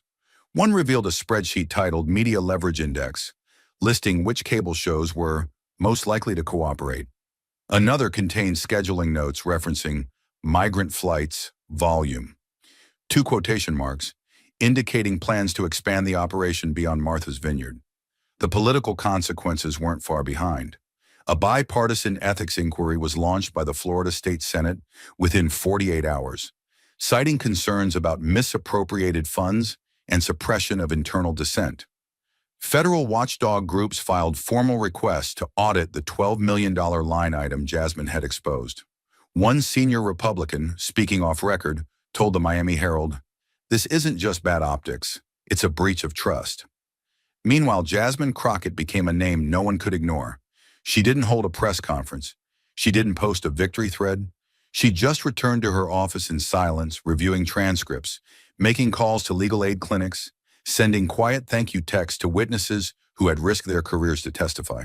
But her name was now on lips from Tallahassee to Los Angeles, not because she had shouted or insulted or grandstanded, but because she had endured, exposed, and refused to look away. Commentators began comparing her to other iconic congressional truth-tellers, Barbara Jordan, Shirley Chisholm. Even some centrist outlets dared to ask if Crockett was becoming the moral center of a fractured chamber. And still, the views climbed. By the end of the week, 23.6 million people had watched her cross-examine DeSantis. By the end of the month, she was invited to deliver a guest lecture at Yale Law School on constitutional ethics and executive overreach. But she declined. Instead, she returned to Texas and visited the church where Isabella, the little girl from the letter, had finally been reunited with her mother. She didn't bring cameras. She just sat quietly in the back pew, tears in her eyes, hands folded, listening to a child's voice sing in Spanish. It wasn't about winning. It never was. It was about making sure the next girl never had to ask, "Why did they fly me without my mom?" And in the silence that followed, the country realized something had changed. Not in the headlines, not on social media, but in the mirror. The headlines faded, the chants quieted, and the internet moved on, as it always does. But what Jasmine Crockett had set in motion was no momentary blaze. It was a fuse, one that had finally reached the powder keg beneath America's politics of cruelty. And when it blew, the shock wave reached every level of power. Just 17 days after the hearing, the Department of Justice confirmed what had been whispered in legal circles since the clip went viral. A federal investigation into Governor Ron DeSantis's misuse of state funds had been formally opened. The case was classified under Title 18, abuse of federal and state authority in connection with the transportation of vulnerable individuals under false pretenses. The investigation wasn't just a headline, it was a signal. Subpoenas were issued, communication servers were seized. Several of the governor's senior aides received knock-and-talk visits from federal agents before sunrise. At the heart of the investigation was one document, the line item from Florida's budget, $12 million approved via a midnight rider clause for the relocation of unauthorized aliens. But now investigators weren't just asking how the funds were moved, they were asking why. Internal communications, leaked by whistleblowers after the hearing, painted a damning picture. Emails from the governor's office referred to visibility metrics, headline value, and potential 2024 leverage. Most incriminating of all was a single message sent 2 hours before the first flight. "We get this footage right. We own the week. Let the libs scramble. Fox is locked. Let's make history." The DOJ wasn't interested in politics. It was interested in intent. And with Jasmine's hearing now the centerpiece of public evidence, intent had never looked clearer. Meanwhile, far from Florida, across the Atlantic, an unexpected email arrived in Jasmine Crockett's inbox. Its subject line was simple: Invitation, Geneva, UN Human Rights Council. The body of the message read, "The Office of the High Commissioner for Human Rights formally invites Representative Jasmine Crockett to deliver a special address at the 76th session of the United Nations Human Rights Council on the topic of migrant dignity and political exploitation. Your testimony has sparked global legal and humanitarian discourse. The world is listening." At first, Jasmine didn't reply. She didn't know what to say to the idea of standing in Geneva, thousands of miles from the family she fought for, in a hall lined with flags and protocol. But after speaking with immigration advocates, civil rights leaders, and, most importantly, the family of young Isabella, she accepted. And when she arrived, the contrast was jarring. The hall at the United Nations was cold, pristine, and silent. Not like the raw, combustible hearing room where she'd faced off with DeSantis. Delegates sat in rows beneath soft lights. Earpieces buzzed with translations. Cameras rolled, but no one shouted. No one sneered. It was the kind of room where truth was heard not because it provoked, but because it endured. Jasmine stepped up to the podium. No blazer this time. Just a black dress, a simple necklace, and that same fire in her eyes. She began with the story that had broken the hearing wide open. Her name was Isabella. She was 11. She didn't speak English.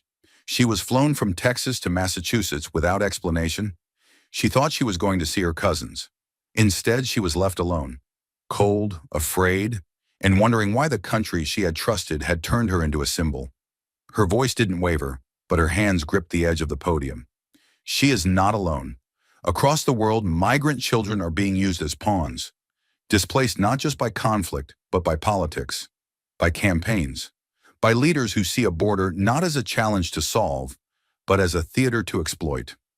In my country, a sitting governor used public funds to orchestrate media spectacles, disguised as immigration policy. And when we asked him if he saw these people as human beings, he had no answer. She paused, letting that silence echo in Geneva, just as it had in Congress. And that silence told us everything. What followed was not applause, it was reflection.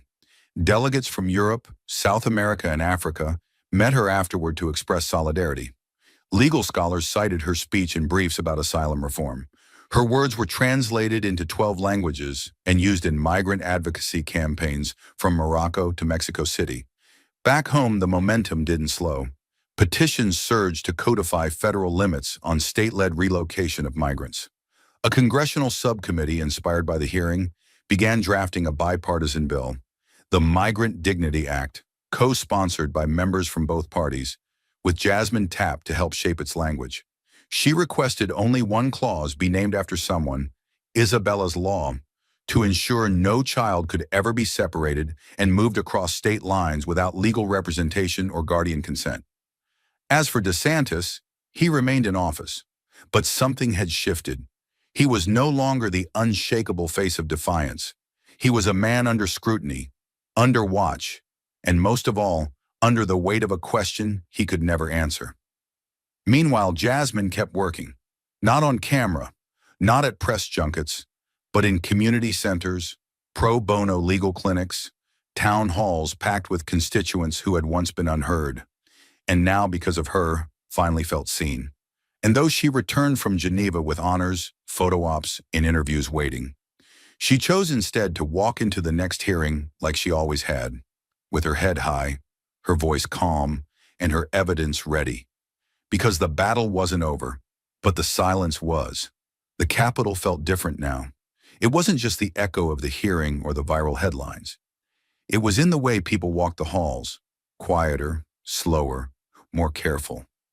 Jasmine Crockett had done more than question a governor. She had cracked something deeper, the illusion that power could operate in darkness and remain untouchable.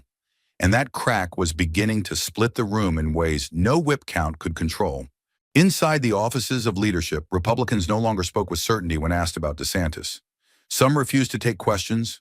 Others offered vague statements about complex situations and the need for clarity. But behind closed doors, phones rang nonstop. Donors asked why their names were tied to contracts redacted by congressional subpoenas. Faith leaders, especially from immigrant-heavy districts in the South, called with one pointed question, "Did you know about the children?" It didn't matter if they had. The damage was already done. In one private strategy meeting, a senior Republican senator from Arizona, a man known more for pragmatism than principle, slammed his fist on the table and said, "He didn't even flinch when the girl's letter was read. That's going to follow us into every midterm debate." Another, more quietly, leaned over and whispered what would soon be quoted in headlines across the country. "If she's the future and he's the past, we're on the wrong side of history." But it wasn't just Republicans taking notice. Moderate Democrats, long criticized for their hesitation, began moving with urgency. Senator Luis Moreno of Nevada released a statement within 48 hours, endorsing the Migrant Dignity Act and specifically citing Jasmine Crockett's leadership. Her moral clarity in the face of political cruelty should be a North Star for this chamber. We cannot legislate fear and call it order. In committee rooms once lined with procedural apathy, things shifted. Staffers no longer dismissed Crockett's memos as symbolic. Her words were being inserted into policy drafts. Legal scholars cited her questioning style in university lectures. Civil rights attorneys shared her cross-examinations as teaching tools for immigrant defense. Even beyond Washington, ripple effects took shape. A group of veterans from Jacksonville, Florida, many of whom had voted for DeSantis twice, recorded a joint video addressed directly to Jasmine. "Ma'am, we wore uniforms to protect this country, and we know exploitation when we see it. Thank you for standing up for what's right, even when it wasn't popular." Some of those men had never voted blue in their lives. That's when the calls began. Quiet ones, strategic ones, from policy advisors in swing states, from national security aides wondering if she'd consider helping with ethics reform, even from international human rights groups asking if she'd serve as liaison on U.S. migration law. Jasmine turned them all down, for now. Instead, she scheduled town halls in communities directly impacted by the flights. Not press events, not fundraisers, just rooms of people who had been displaced, ignored, or shamed. One woman, a mother from El Paso who had spent 3 nights wondering if her son was among those flown out of state, grabbed the mic and said, voice trembling, "When he said nothing, I heard it again. That silence, that message were not real. But when you stood up, for a second I felt seen. I just want you to know, we saw you too." Jasmine didn't reply. She stepped down from the stage and hugged the woman tightly, wordlessly. Because this wasn't about applause, it never had been. Back in D.C., she returned to the same office where just months earlier, staffers had dismissed her as a firebrand with no leverage. Now senior aides from both sides of the aisle requested briefings directly from her team. One former skeptic even walked past her desk and muttered, almost like a confession, "You didn't just shift the vote, you changed the climate." But Jasmine wasn't chasing climate. She was chasing justice, and she knew the temperature was only just beginning to rise. The morning it arrived, Jasmine Crockett had no speaking engagements, no hearings, no press to manage. It was one of those rare quiet days in Washington when the sun caught the Capitol dome just right, and the inbox didn't roar before 9 a.m. She sat at her desk, surrounded by unread policy drafts and sticky notes scrawled with dates and numbers she could recite in her sleep. She hadn't touched her coffee yet. Then her chief of staff entered with a small off-white envelope, unsealed, unbranded. No return address, no security flag, just this, she said, placing it gently on the desk as if it were something breakable. Jasmine glanced at the envelope, puzzled. Her name was written in pencil, faint but neat. There was no postage stamp, no congressional mail stamp. It looked like it had been dropped off by hand. She opened it slowly. Inside was a single folded page of wide-ruled notebook paper. Pencil again. The edges were soft, a little worn, like it had been held too tightly or traveled too far.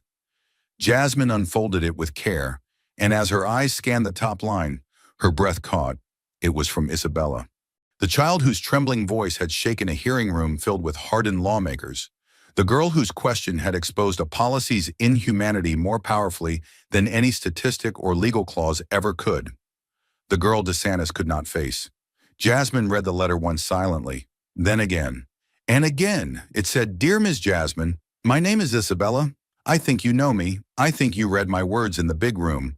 Thank you for reading them. My mom said she cried when she saw you. I did too. I live in Boston now. I go to school. My teacher helped me write this in English. She says what you did was brave. I think so too. I didn't know why I got put on the airplane. I still don't understand all of it. But I know I wasn't bad. My mom says we were not bad. I want you to know I'm not scared anymore. I even did show and tell at school and read what I wrote." The class clapped. "Thank you for not forgetting me. If you come to Boston, maybe I can say thank you with a hug." Love Isabella. There were no hashtags, no politics, no strategic phrasing, just truth. Jasmine stared at the letter, motionless, her throat tight. She leaned back in her chair, eyes still locked on the words. For a few minutes, the noise of Washington receded. The buzz of alerts, the murmur of aides in the hallway, the vibration of her phone. It all fell away. This wasn't policy. This was why policy mattered. She thought of the hearing, of DeSantis, eyes down, silent, of the mothers who testified anonymously afterward, afraid of retaliation, of the whisper in the committee room. We're in trouble. And she thought of Isabella, sitting in some Boston classroom, not understanding the full machinery of power, but understanding the one thing that had eluded an entire state government, that children aren't pawns. Jasmine folded the letter back along its creases, then held it to her chest and closed her eyes. A knock came at the door.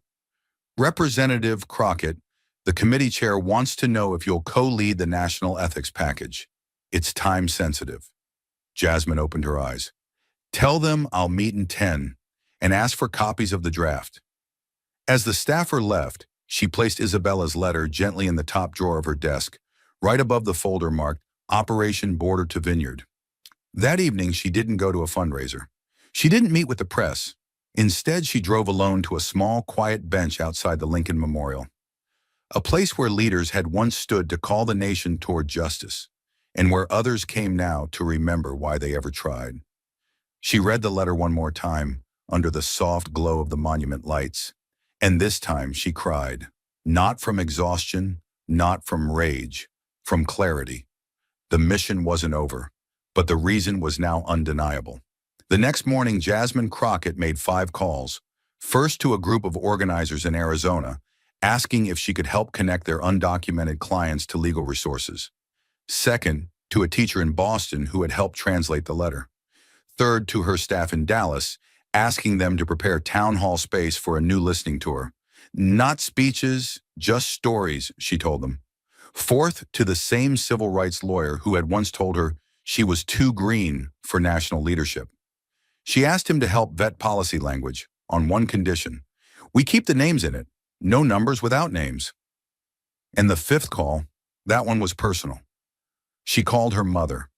When her mother picked up, Jasmine didn't explain the politics or the billboards or the invitations piling up on her desk. She just said, Mama, a little girl wrote me a letter. And I think it's time I do more than fight from a seat. Her mother didn't speak for a moment. Then came the quiet reply. Then stand up, baby. The whole country's watching now. In the weeks that followed, national headlines speculated nonstop. Will Jasmine Crockett run for Senate? Could Crockett lead the Migration Oversight Committee? The woman who made DeSantis go silent. What's next? But Jasmine said nothing. Not yet. She was too busy. Reading letters, hosting listening sessions, walking into rooms not to dominate, but to understand. Because real power doesn't come from the mic.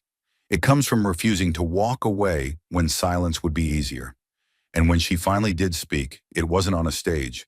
It was on a live stream from a South Texas shelter, surrounded by immigrant families, volunteers, and children who had waited too long for someone to say what she now carried like a banner across every room she entered. You are not invisible, not anymore. And as Jasmine stood beneath the dim lights of that Texas shelter, Isabella's letter still folded neatly in her coat pocket, it became clear this was no longer just a victory over one governor, one hearing, one policy. It was something far greater, something deeper, something that demanded a reckoning not only in courtrooms, but in conscience. What this story laid bare, in front of millions, was the cost of dehumanization disguised as governance. It revealed how quickly dignity can be bartered for polling points, how children, fragile, voiceless, trusting, can become collateral in a game played by powerful men who've forgotten what it means to hold power for someone, not over them. But it also showed something else, something brighter, that even in the face of silence, manipulation, and institutional rot, truth, when wielded by the brave, can still cut through the noise. Jasmine Crockett's fight wasn't flawless. She was doubted, mocked, sidelined, and threatened. They called her emotional, too loud, too black, too unpolished. But she never flinched, because she knew silence favors the status quo and truth always demands a toll. She paid it, not with sound bites, but with patience, precision, and pain. And in doing so, she reminded America of a simple, aching truth. Justice isn't about who speaks loudest. It's about who refuses to stay quiet when it matters most. The lesson wasn't just legal, it was human. That leadership without empathy is just cruelty with a podium. That policy without faces is policy without purpose. That when you look at a child and see strategy instead of soul, you've already lost your country no matter how many votes you win. Jasmine didn't teach this in a textbook. She lived it. She forced the nation to look that little girl in the eye and answer, "Is this who we are?" And for a moment, just long enough, America stared back and said no. But the deeper lesson? It's this. Accountability doesn't begin when the cameras turn on. It begins in the quiet, when no one is watching, when someone decides they will not be part of the silence. Ethan Morales, Isabella's mother, the teacher in Boston. Each one of them lit a spark that Jasmine carried like a torch into the darkest halls of power. And that's what change looks like. Not a headline, not a podium, but 1,000 quiet acts of defiance that finally become too loud to ignore. In the end, this was never just a battle about immigration. It was a battle for moral clarity, for whether we, as a nation, still recognize the line between leadership and performance, between protecting borders and crossing moral ones. And Jasmine Crockett, standing with nothing but documents and conviction, redrew that line in front of the world. And if this story leaves us with one question, it is this. When history knocks, will you look away or will you stand? Because the real battle isn't over policies, it's over people, and whether we still believe they matter. Thank you for watching until this moment and for standing with us on this journey for justice. Your support means everything. Like, subscribe and turn on notifications so you never miss what's next. And we'd love to hear your thoughts. Leave a comment below and let us know what moved you most in this story. Together, our voices make a difference.